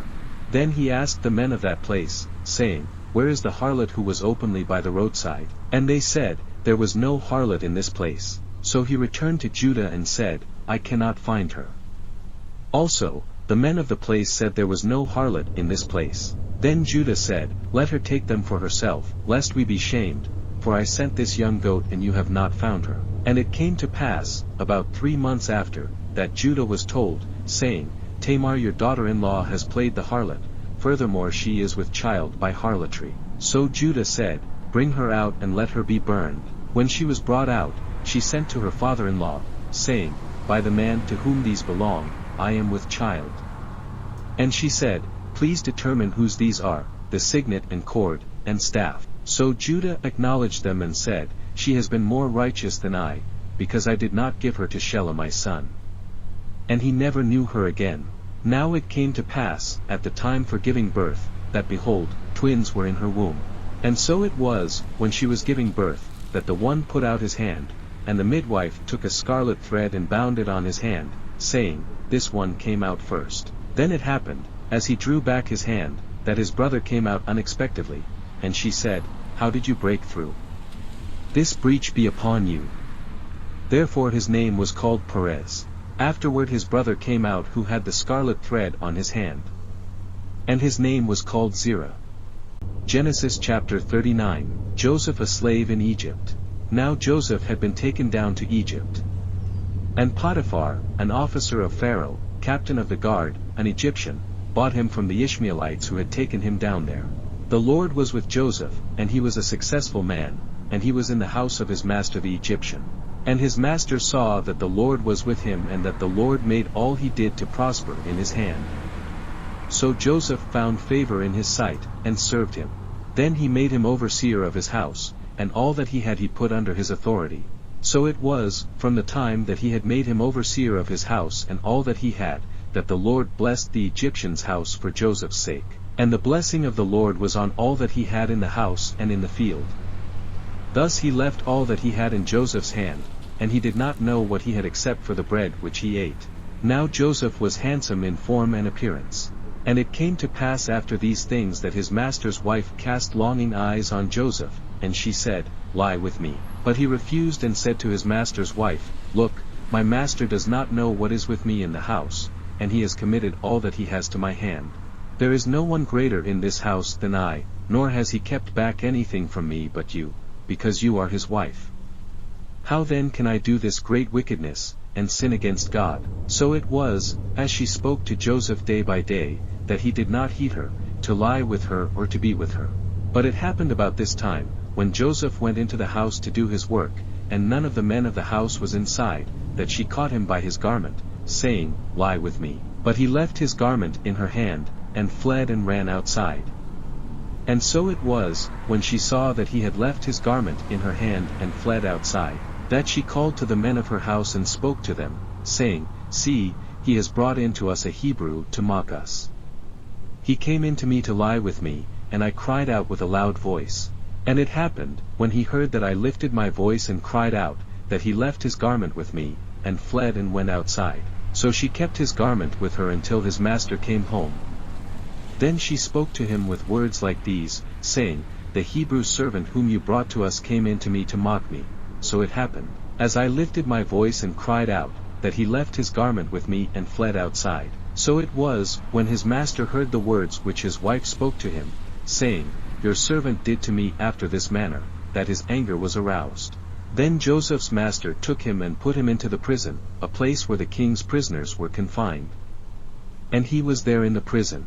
But the Lord was with Joseph and showed him mercy, and he gave him favor in the sight of the keeper of the prison. And the keeper of the prison committed to Joseph's hand all the prisoners who were in the prison. Whatever they did there, it was his doing. The keeper of the prison did not look into anything that was under Joseph's authority, because the Lord was with him, and whatever he did, the Lord made it prosper. Genesis chapter 40, the prisoner's dreams. It came to pass after these things that the butler and the baker of the king of Egypt offended their lord, the king of Egypt. And Pharaoh was angry with his 2 officers, the chief butler and the chief baker. So he put them in custody in the house of the captain of the guard, in the prison, the place where Joseph was confined. And the captain of the guard charged Joseph with them, and he served them, so they were in custody for a while. Then the butler and the baker of the king of Egypt, who were confined in the prison, had a dream, both of them, each man's dream in one night and each man's dream with its own interpretation. And Joseph came in to them in the morning and looked at them, and saw that they were sad. So he asked Pharaoh's officers who were with him in the custody of his lord's house, saying, "Why do you look so sad today?" And they said to him, "We each have had a dream, and there is no interpreter of it." So Joseph said to them, "Do not interpretations belong to God? Tell them to me, please." Then the chief butler told his dream to Joseph, and said to him, Behold, in my dream a vine was before me, and in the vine were 3 branches, it was as though it budded, its blossoms shot forth, and its clusters brought forth ripe grapes. Then Pharaoh's cup was in my hand, and I took the grapes and pressed them into Pharaoh's cup, and placed the cup in Pharaoh's hand. And Joseph said to him, This is the interpretation of it, the 3 branches are 3 days. Now within 3 days Pharaoh will lift up your head and restore you to your place, and you will put Pharaoh's cup in his hand according to the former manner, when you were his butler. But remember me when it is well with you, and please show kindness to me, make mention of me to Pharaoh, and get me out of this house. For indeed I was stolen away from the land of the Hebrews, and also I have done nothing here that they should put me into the dungeon. When the chief baker saw that the interpretation was good, he said to Joseph, I also was in my dream, and there were 3 white baskets on my head. In the uppermost basket were all kinds of baked goods for Pharaoh, and the birds ate them out of the basket on my head. So Joseph answered and said, This is the interpretation of it, the 3 baskets are 3 days. Within 3 days Pharaoh will lift off your head from you and hang you on a tree, and the birds will eat your flesh from you. Now it came to pass on the 3rd day, which was Pharaoh's birthday, that he made a feast for all his servants, and he lifted up the head of the chief butler and of the chief baker among his servants. Then he restored the chief butler to his butlership again, and he placed the cup in Pharaoh's hand. But he hanged the chief baker, as Joseph had interpreted to them. Yet the chief butler did not remember Joseph, but forgot him. Genesis chapter 41, Pharaoh's dreams. Then it came to pass, at the end of 2 full years, that Pharaoh had a dream, and behold, he stood by the river. Suddenly there came up out of the river 7 cows, fine-looking and fat, and they fed in the meadow. Then behold, 7 other cows came up after them out of the river, ugly and gaunt, and stood by the other cows on the bank of the river. And the ugly and gaunt cows ate up the 7 fine-looking and fat cows. So Pharaoh awoke. He slept and dreamed a second time, and suddenly 7 heads of grain came up on one stalk, plump and good. Then behold, 7 thin heads, blighted by the east wind, sprang up after them. And the 7 thin heads devoured the 7 plump and full heads. So Pharaoh awoke, and indeed, it was a dream. Now it came to pass in the morning that his spirit was troubled, and he sent and called for all the magicians of Egypt and all its wise men. And Pharaoh told them his dreams, but there was no one who could interpret them for Pharaoh. Then the chief butler spoke to Pharaoh, saying, I remember my faults this day. When Pharaoh was angry with his servants, and put me in custody in the house of the captain of the guard, both me and the chief baker, we each had a dream in one night, he and I. Each of us dreamed according to the interpretation of his own dream. Now there was a young Hebrew man with us there, a servant of the captain of the guard. And we told him, and he interpreted our dreams for us, to each man he interpreted according to his own dream. And it came to pass, just as he interpreted for us, so it happened. He restored me to my office, and he hanged him. Then Pharaoh sent and called Joseph, and they brought him quickly out of the dungeon, and he shaved, changed his clothing, and came to Pharaoh. And Pharaoh said to Joseph, I have had a dream, and there is no one who can interpret it. But I have heard it said of you that you can understand a dream, to interpret it. So Joseph answered Pharaoh, saying, It is not in me, God will give Pharaoh an answer of peace. Then Pharaoh said to Joseph, Behold, in my dream I stood on the bank of the river. Suddenly 7 cows came up out of the river, fine-looking and fat, and they fed in the meadow.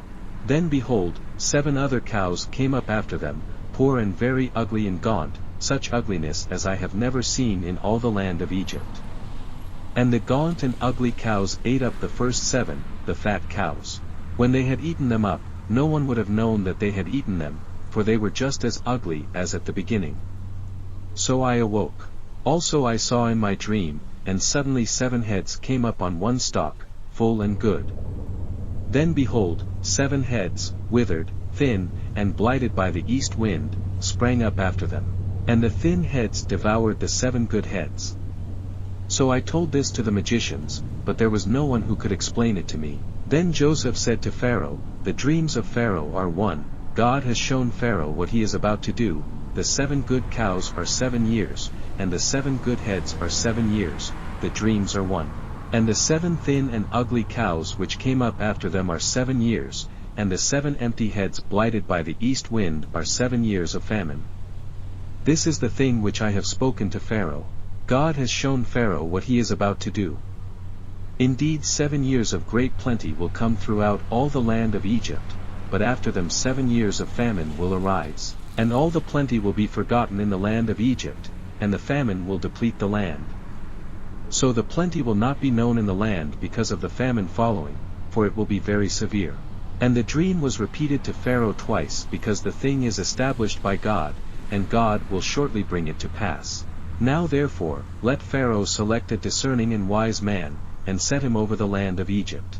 Let Pharaoh do this, and let him appoint officers over the land, to collect 1/5 of the produce of the land of Egypt in the 7 plentiful years. And let them gather all the food of those good years that are coming, and store up grain under the authority of Pharaoh, and let them keep food in the cities. Then that food shall be as a reserve for the land for the 7 years of famine which shall be in the land of Egypt, that the land may not perish during the famine. Joseph's rise to power. So the advice was good in the eyes of Pharaoh and in the eyes of all his servants. And Pharaoh said to his servants, Can we find such a one as this, a man in whom is the Spirit of God? Then Pharaoh said to Joseph, Inasmuch as God has shown you all this, there is no one as discerning and wise as you. You shall be over my house, and all my people shall be ruled according to your word, only in regard to the throne will I be greater than you. And Pharaoh said to Joseph, See, I have set you over all the land of Egypt. Then Pharaoh took his signet ring off his hand and put it on Joseph's hand, and he clothed him in garments of fine linen and put a gold chain around his neck. And he had him ride in the 2nd chariot which he had, and they cried out before him, Bow the knee. So he set him over all the land of Egypt. Pharaoh also said to Joseph, I am Pharaoh, and without your consent no man may lift his hand or foot in all the land of Egypt. And Pharaoh called Joseph's name Zaphnath-Paneah. And he gave him as a wife Asenath, the daughter of Potiphera priest of On. So Joseph went out over all the land of Egypt. Joseph was 30 years old when he stood before Pharaoh king of Egypt. And Joseph went out from the presence of Pharaoh, and went throughout all the land of Egypt. Now in the 7 plentiful years the ground brought forth abundantly. So he gathered up all the food of the 7 years which were in the land of Egypt, and laid up the food in the cities. He laid up in every city the food of the fields which surrounded them. Joseph gathered very much grain, as the sand of the sea, until he stopped counting, for it was immeasurable. And to Joseph were born 2 sons before the years of famine came, whom Asenath, the daughter of Potiphera priest of On, bore to him. Joseph called the name of the firstborn Manasseh, for God has made me forget all my toil and all my father's house. And the name of the second he called Ephraim, for God has caused me to be fruitful in the land of my affliction. Then the 7 years of plenty which were in the land of Egypt ended, and the 7 years of famine began to come, as Joseph had said. The famine was in all lands, but in all the land of Egypt there was bread. So when all the land of Egypt was famished, the people cried to Pharaoh for bread.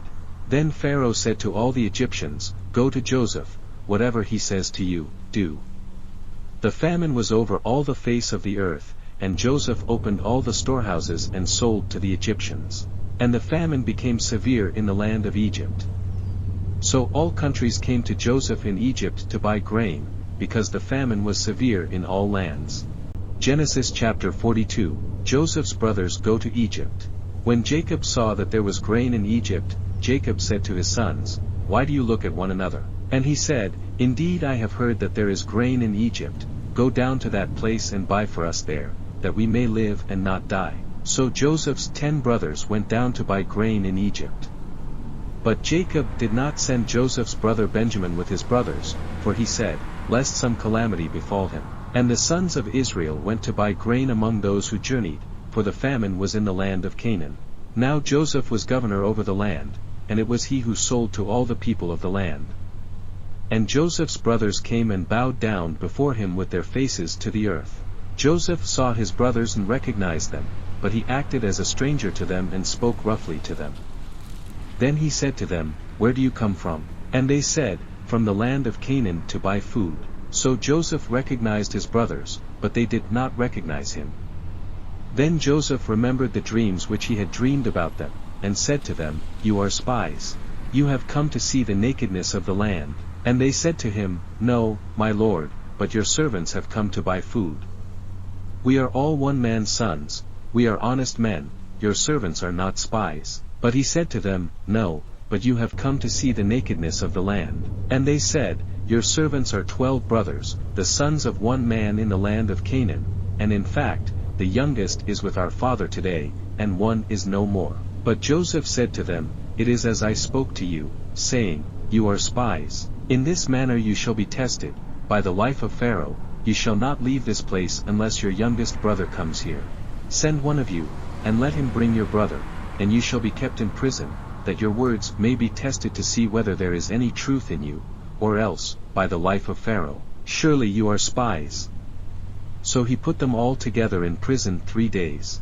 Then Joseph said to them the third day, Do this and live, for I fear God. If you are honest men, let one of your brothers be confined to your prison house, but you, go and carry grain for the famine of your houses. And bring your youngest brother to me, so your words will be verified, and you shall not die. And they did so.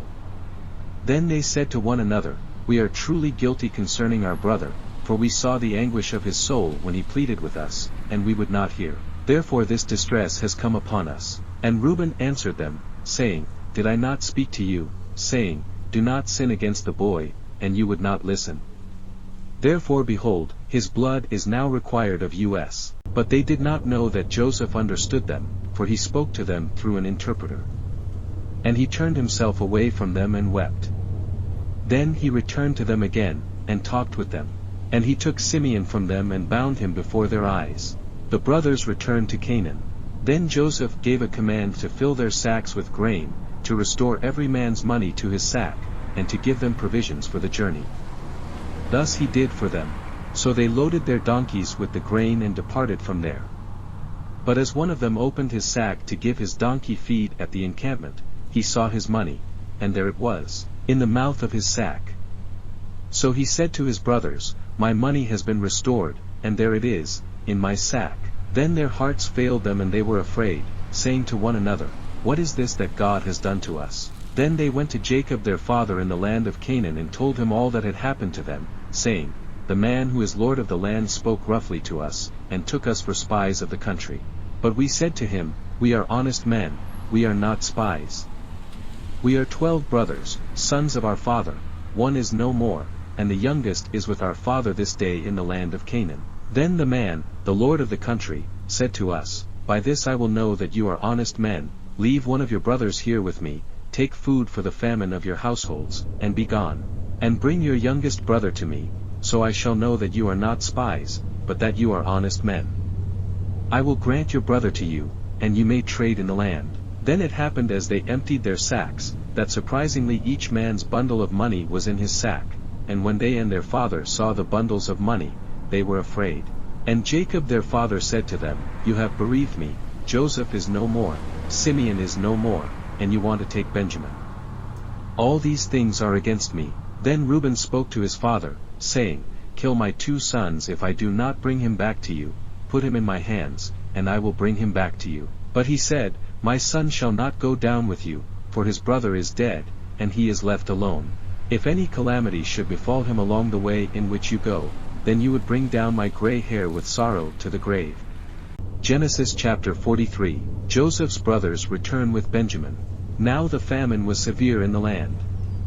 And it came to pass, when they had eaten up the grain which they had brought from Egypt, that their father said to them, Go back, buy us a little food. But Judah spoke to him, saying, The man solemnly warned us, saying, You shall not see my face unless your brother is with you.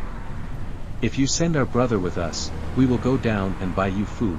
But if you will not send him, we will not go down, for the man said to us, You shall not see my face unless your brother is with you. And Israel said, Why did you deal so wrongfully with me as to tell the man whether you had still another brother? But they said, The man asked us pointedly about ourselves and our family, saying, Is your father still alive? Have you another brother? And we told him according to these words. Could we possibly have known that he would say, Bring your brother down? Then Judah said to Israel his father, Send the lad with me, and we will arise and go, that we may live and not die, both we and you and also our little ones. I myself will be surety for him, from my hand you shall require him. If I do not bring him back to you and set him before you, then let me bear the blame forever. For if we had not lingered, surely by now we would have returned this second time. And their father Israel said to them, If it must be so, then do this, take some of the best fruits of the land in your vessels and carry down a present for the man, a little balm and a little honey, spices and myrrh, pistachio nuts and almonds. Take double money in your hand, and take back in your hand the money that was returned in the mouth of your sacks, perhaps it was an oversight. Take your brother also, and arise, go back to the man. And may God Almighty give you mercy before the man, that he may release your other brother and Benjamin. If I am bereaved, I am bereaved. So the men took that present and Benjamin, and they took double money in their hand, and arose and went down to Egypt, and they stood before Joseph. When Joseph saw Benjamin with them, he said to the steward of his house, Take these men to my home, and slaughter an animal and make ready, for these men will dine with me at noon. Then the man did as Joseph ordered, and the man brought the men into Joseph's house.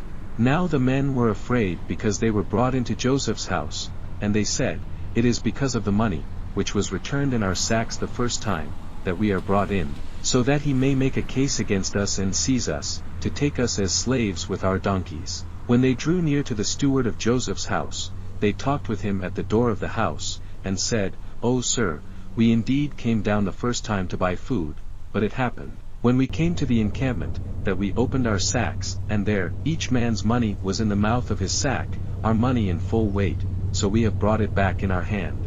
And we have brought down other money in our hands to buy food. We do not know who put our money in our sacks. But he said, Peace be with you, do not be afraid. Your God and the God of your father has given you treasure in your sacks, I had your money. Then he brought Simeon out to them. So the man brought the men into Joseph's house and gave them water, and they washed their feet, and he gave their donkeys feed. Then they made the present ready for Joseph's coming at noon, for they heard that they would eat bread there. And when Joseph came home, they brought him the present which was in their hand into the house, and bowed down before him to the earth. Then he asked them about their well-being, and said, Is your father well, the old man of whom you spoke? Is he still alive? And they answered, Your servant our father is in good health, he is still alive. And they bowed their heads down and prostrated themselves. Then he lifted his eyes and saw his brother Benjamin, his mother's son, and said, Is this your younger brother of whom you spoke to me? And he said, God be gracious to you, my son. Now his heart yearned for his brother, so Joseph made haste and sought somewhere to weep. And he went into his chamber and wept there. Then he washed his face and came out, and he restrained himself, and said, Serve the bread. So they set him a place by himself, and them by themselves, and the Egyptians who ate with him by themselves, because the Egyptians could not eat food with the Hebrews, for that is an abomination to the Egyptians. And they sat before him, the firstborn according to his birthright and the youngest according to his youth, and the men looked in astonishment at one another. Then he took servings to them from before him, but Benjamin's serving was 5 times as much as any of theirs. So they drank and were merry with him. Genesis chapter 44, Joseph's cup. And he commanded the steward of his house, saying, Fill the men's sacks with food, as much as they can carry, and put each man's money in the mouth of his sack.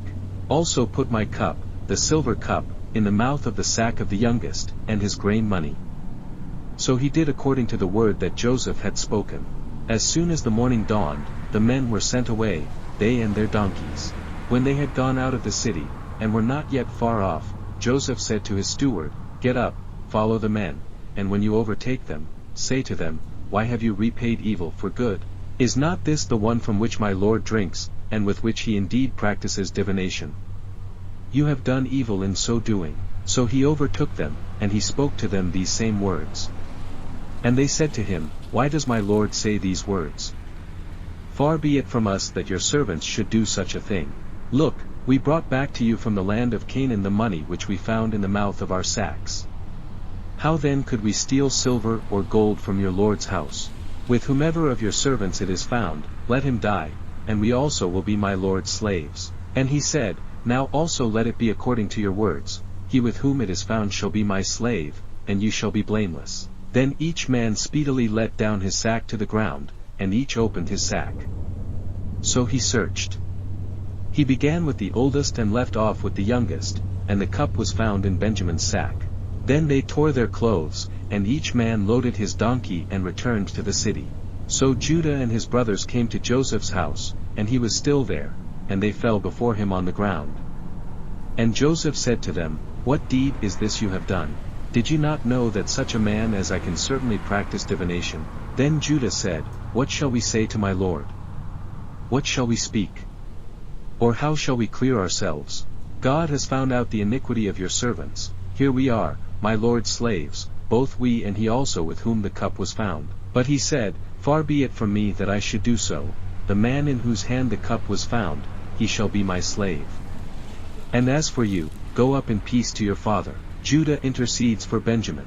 Then Judah came near to him and said, "O my lord, please let your servant speak a word in my lord's hearing, and do not let your anger burn against your servant, for you are even like Pharaoh."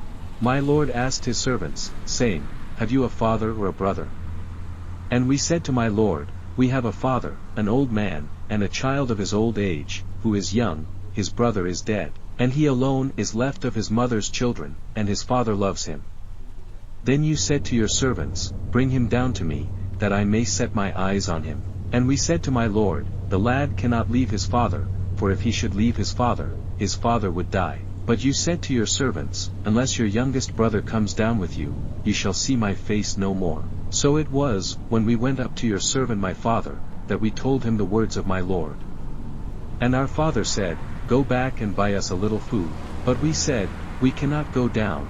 If our youngest brother is with us, then we will go down, for we may not see the man's face unless our youngest brother is with us." Then your servant my father said to us, "You know that my wife bore me 2 sons, and the one went out from me, and I said, Surely he is torn to pieces, and I have not seen him since.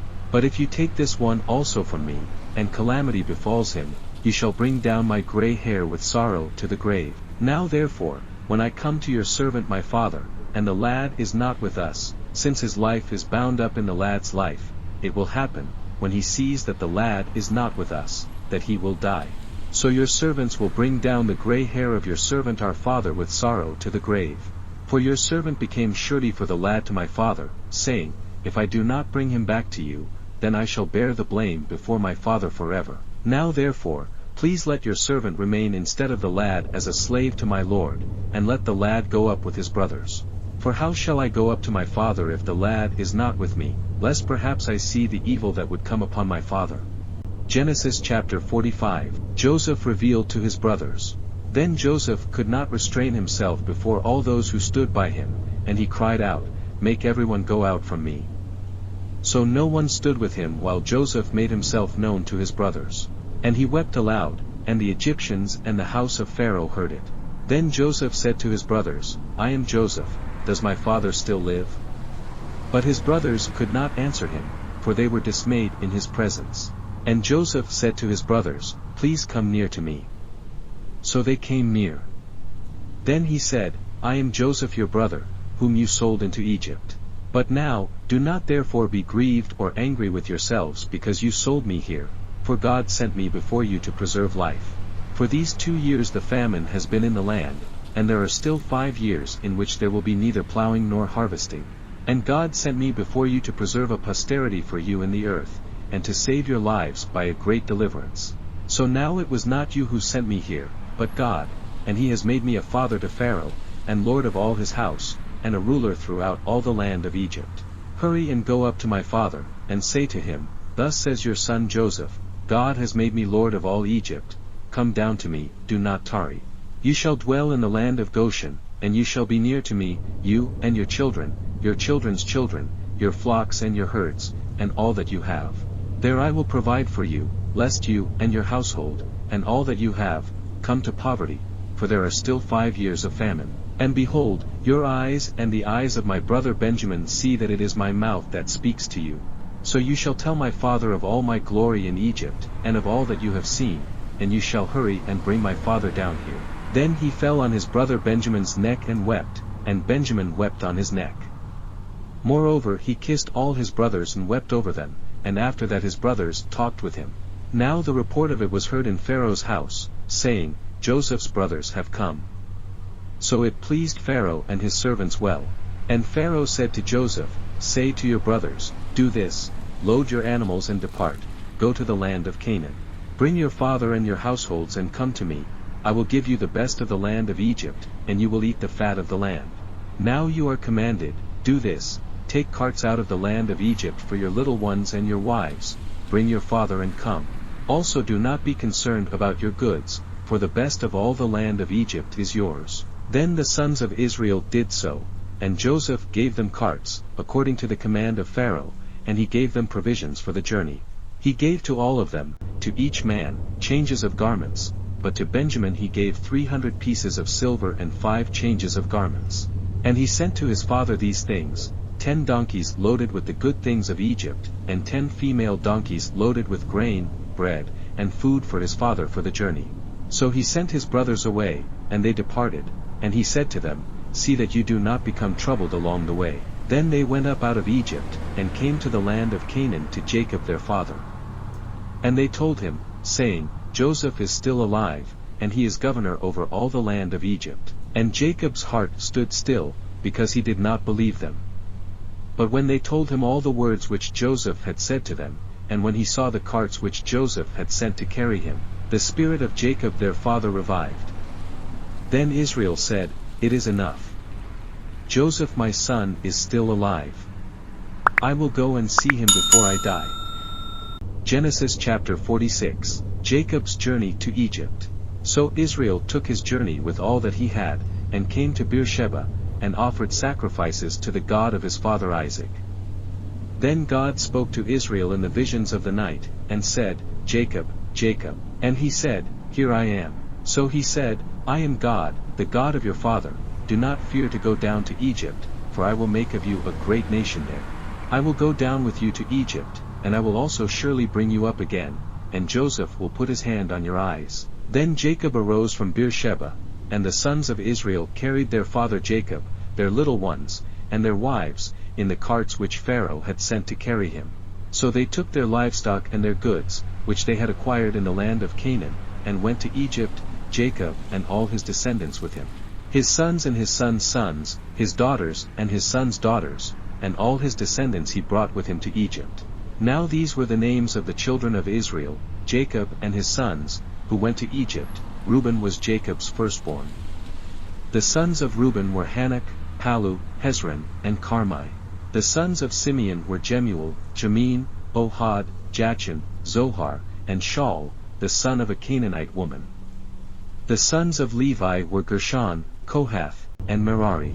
The sons of Judah were Er, Onan, Shelah, Perez, and Zerah, but Er and Onan died in the land of Canaan. The sons of Perez were Hezron and Hamul. The sons of Issachar were Tola, Puvah, Job, and Shimron. The sons of Zebulun were Sered, Elon, and Yaliel. These were the sons of Leah, whom she bore to Jacob in Padan Aram, with his daughter Dinah. All the persons, his sons and his daughters, were 33. The sons of Gad were Ziphion, Haggi, Shuni, Esban, Eri, Arodi, and Areli. The sons of Asher were Jimnah, Ishwa, Ishui, Beriah, and Sarah, their sister. And the sons of Beriah were Heber and Malchiel. These were the sons of Zilpah, whom Laban gave to Leah his daughter, and these she bore to Jacob, 16 persons. The sons of Rachel, Jacob's wife, were Joseph and Benjamin. And to Joseph in the land of Egypt were born Manasseh and Ephraim, whom Asenath, the daughter of Potiphera priest of On, bore to him. The sons of Benjamin were Bela, Becher, Ashbel, Gera, Naaman, Ahi, Rosh, Muppim, Huppim, and Ard. These were the sons of Rachel, who were born to Jacob, 14 persons in all. The son of Dan was Hushim. The sons of Naphtali were Jaziel, Guni, Jezer, and Shillem. These were the sons of Bilhah, whom Laban gave to Rachel his daughter, and she bore these to Jacob, 7 persons in all. All the persons who went with Jacob to Egypt, who came from his body, besides Jacob's sons' wives, were 66 persons in all. And the sons of Joseph who were born to him in Egypt were 2 persons. All the persons of the house of Jacob who went to Egypt were 70. Jacob settles in Goshen. Then he sent Judah before him to Joseph, to point out before him the way to Goshen. And they came to the land of Goshen. So Joseph made ready his chariot and went up to Goshen to meet his father Israel, and he presented himself to him, and fell on his neck and wept on his neck a good while.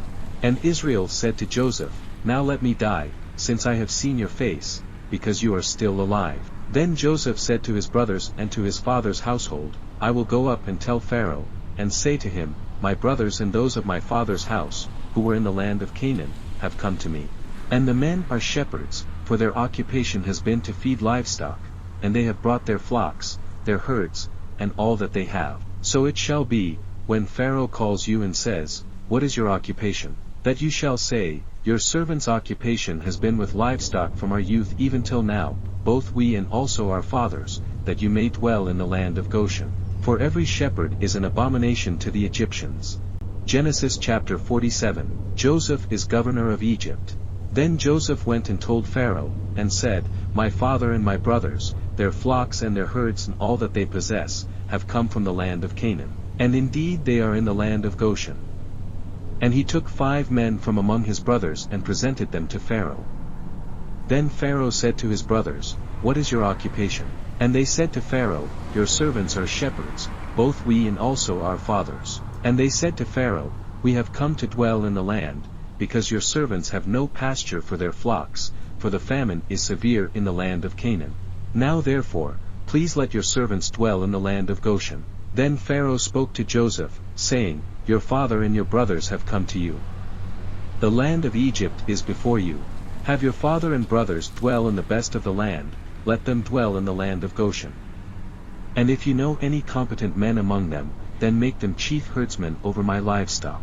Then Joseph brought in his father Jacob and set him before Pharaoh, and Jacob blessed Pharaoh.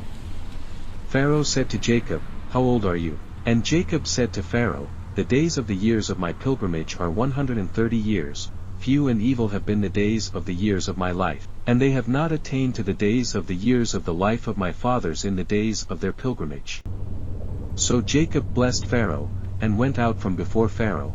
And Joseph situated his father and his brothers, and gave them a possession in the land of Egypt, in the best of the land, in the land of Ramesses, as Pharaoh had commanded. Then Joseph provided his father, his brothers, and all his father's household with bread, according to the number in their families. Joseph deals with the famine. Now there was no bread in all the land, for the famine was very severe, so that the land of Egypt and the land of Canaan languished because of the famine. And Joseph gathered up all the money that was found in the land of Egypt and in the land of Canaan, for the grain which they bought, and Joseph brought the money into Pharaoh's house. So when the money failed in the land of Egypt and in the land of Canaan, all the Egyptians came to Joseph and said, Give us bread, for why should we die in your presence? For the money has failed. Then Joseph said, Give your livestock, and I will give you bread for your livestock, if the money is gone. So they brought their livestock to Joseph, and Joseph gave them bread in exchange for the horses, the flocks, the cattle of the herds, and for the donkeys. Thus he fed them with bread in exchange for all their livestock that year. When that year had ended, they came to him the next year and said to him, We will not hide from my lord that our money is gone, my lord also has our herds of livestock. There is nothing left in the sight of my lord but our bodies and our lands. Why should we die before your eyes, both we and our land? Buy us and our land for bread, and we and our land will be servants of Pharaoh. Give us seed, that we may live and not die, that the land may not be desolate. Then Joseph bought all the land of Egypt for Pharaoh, for every man of the Egyptians sold his field, because the famine was severe upon them. So the land became Pharaoh's. And as for the people, he moved them into the cities, from one end of the borders of Egypt to the other end. Only the land of the priests he did not buy, for the priests had rations allotted to them by Pharaoh, and they ate their rations which Pharaoh gave them, therefore they did not sell their lands. Then Joseph said to the people, Indeed I have bought you and your land this day for Pharaoh. Look, here is seed for you, and you shall sow the land. And it shall come to pass in the harvest that you shall give 1/5 to Pharaoh. 4/5 shall be your own, as seed for the field and for your food, for those of your households and as food for your little ones. So they said, You have saved our lives, let us find favor in the sight of my Lord, and we will be Pharaoh's servants. And Joseph made it a law over the land of Egypt to this day, that Pharaoh should have 1/5, except for the land of the priests only, which did not become Pharaoh's. Joseph's vow to Jacob. So Israel dwelt in the land of Egypt, in the country of Goshen, and they had possessions there and grew and multiplied exceedingly. And Jacob lived in the land of Egypt 17 years. So the length of Jacob's life was 147 years. When the time drew near that Israel must die, he called his son Joseph and said to him, Now if I have found favor in your sight, please put your hand under my thigh, and deal kindly and truly with me. Please do not bury me in Egypt, but let me lie with my fathers. You shall carry me out of Egypt and bury me in their burial place. And he said, I will do as you have said. Then he said, Swear to me. And he swore to him. So Israel bowed himself on the head of the bed. Genesis chapter 48. Jacob blesses Joseph's sons. Now it came to pass after these things that Joseph was told, Indeed your father is sick, and he took with him his 2 sons, Manasseh and Ephraim. And Jacob was told, Look, your son Joseph is coming to you, and Israel strengthened himself and sat up on the bed.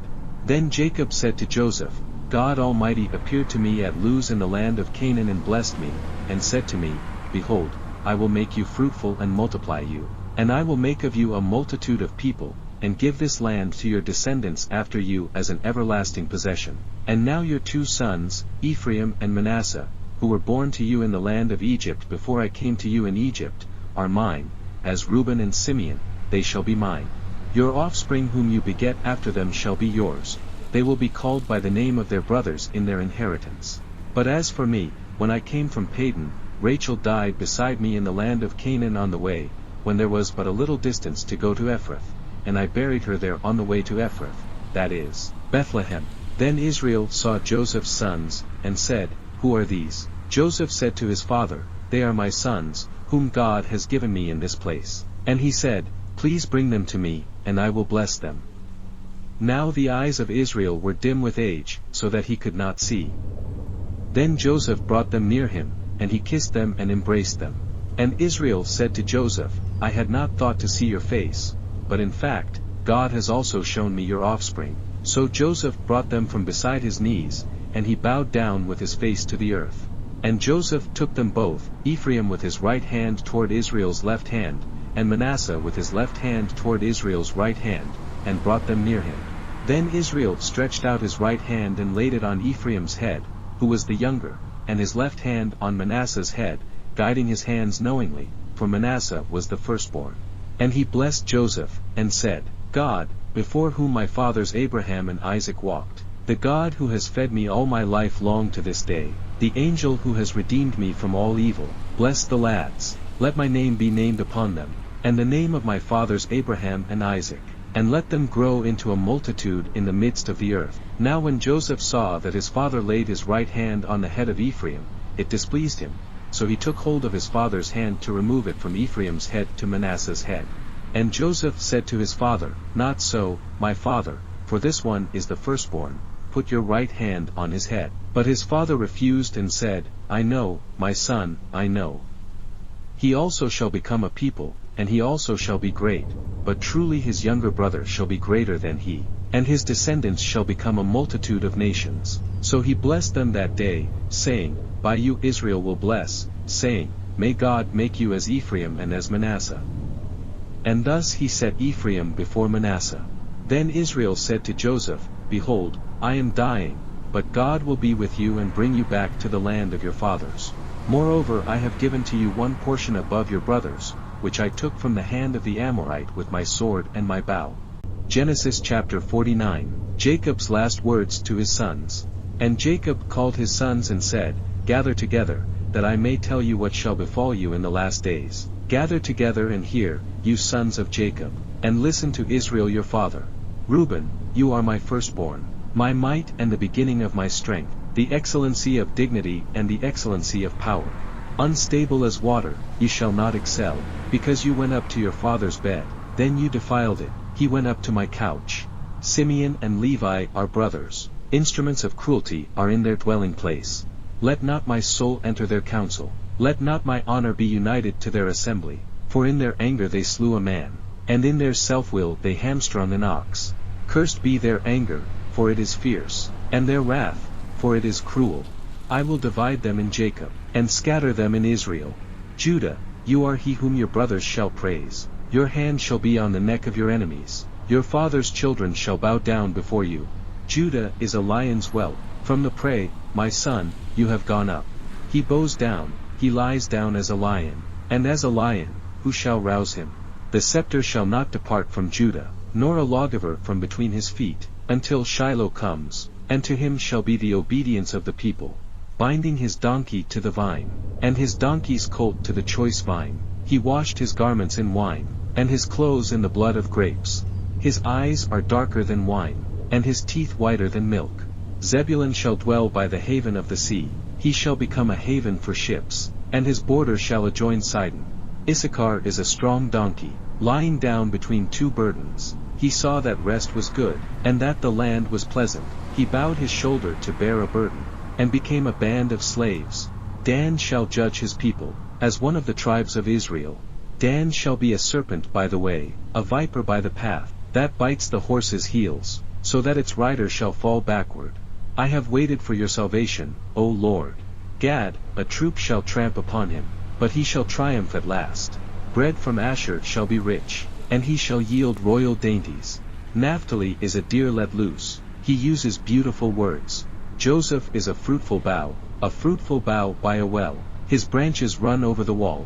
The archers have bitterly grieved him, shot at him and hated him, but his bow remained in strength, and the arms of his hands were made strong, by the hands of the mighty God of Jacob. From there is the shepherd, the stone of Israel, by the God of your father who will help you, and by the Almighty who will bless you, with blessings of heaven above, blessings of the deep that lies beneath, blessings of the breasts and of the womb.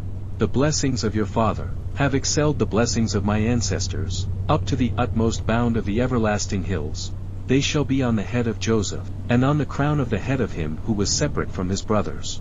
Benjamin is a ravenous wolf, in the morning he shall devour the prey, and at night he shall divide the spoil. All these are the 12 tribes of Israel, and this is what their father spoke to them. And he blessed them, he blessed each one according to his own blessing. Jacob's death and burial. Then he charged them and said to them, I am to be gathered to my people, bury me with my fathers in the cave that is in the field of Ephron the Hittite, in the cave that is in the field of Machpelah, which is before Mamre in the land of Canaan, which Abraham bought with the field of Ephron the Hittite as a possession for a burial place. There they buried Abraham and Sarah his wife, there they buried Isaac and Rebekah his wife, and there I buried Leah. The field and the cave that is there were purchased from the sons of Heth. And when Jacob had finished commanding his sons, he drew his feet up into the bed and breathed his last, and was gathered to his people. Genesis chapter 50, Burial of Jacob. Then Joseph fell on his father's face and wept over him, and kissed him. And Joseph commanded his servants the physicians to embalm his father. So the physicians embalmed Israel. 40 days were required for him, for such are the days required for those who are embalmed, and the Egyptians mourned for him 70 days. Now when the days of his mourning were past, Joseph spoke to the household of Pharaoh, saying, If now I have found favor in your eyes, please speak in the hearing of Pharaoh, saying, My father made me swear, saying, Behold, I am dying, in my grave which I dug for myself in the land of Canaan, there you shall bury me. Now therefore, please let me go up and bury my father, and I will come back. And Pharaoh said, Go up and bury your father, as he made you swear. So Joseph went up to bury his father, and with him went up all the servants of Pharaoh, the elders of his house, and all the elders of the land of Egypt, as well as all the house of Joseph, his brothers, and his father's house. Only their little ones, their flocks, and their herds they left in the land of Goshen. And there went up with him both chariots and horsemen, and it was a very great gathering. Then they came to the threshing floor of Atad, which is beyond the Jordan, and they mourned there with a great and very solemn lamentation. He observed 7 days of mourning for his father. And when the inhabitants of the land, the Canaanites, saw the mourning at the threshing floor of Atad, they said, This is a deep mourning of the Egyptians. Therefore its name was called Abel Mizraim, which is beyond the Jordan. So his sons did for him just as he had commanded them. For his sons carried him to the land of Canaan, and buried him in the cave of the field of Machpelah, before Mamre, which Abraham bought with the field from Ephron the Hittite as property for a burial place. And after he had buried his father, Joseph returned to Egypt, he and his brothers and all who went up with him to bury his father. Joseph reassures his brothers. When Joseph's brothers saw that their father was dead, they said, "Perhaps Joseph will hate us, and may actually repay us for all the evil which we did to him." So they sent messengers to Joseph, saying, "Before your father died he commanded, saying, Thus you shall say to Joseph, I beg you, please forgive the trespass of your brothers and their sin, for they did evil to you. Now, please, forgive the trespass of the servants of the God of your father." And Joseph wept when they spoke to him. Then his brothers also went and fell down before his face, and they said, "Behold, we are your servants." Joseph said to them, "Do not be afraid, for am I in the place of God? But as for you, you meant evil against me, but God meant it for good, in order to bring it about as it is this day, to save many people alive. Now therefore, do not be afraid, I will provide for you and your little ones." And he comforted them and spoke kindly to them. Death of Joseph. So Joseph dwelt in Egypt, he and his father's household. And Joseph lived 110 years. Joseph saw Ephraim's children to the third generation. The children of Machir, the son of Manasseh, were also brought up on Joseph's knees. And Joseph said to his brethren, "I am dying, but God will surely visit you, and bring you out of this land to the land of which he swore to Abraham, to Isaac, and to Jacob." Then Joseph took an oath from the children of Israel, saying, "God will surely visit you, and you shall carry up my bones from here." So Joseph died, being 110 years old, and they embalmed him, and he was put in a coffin in Egypt.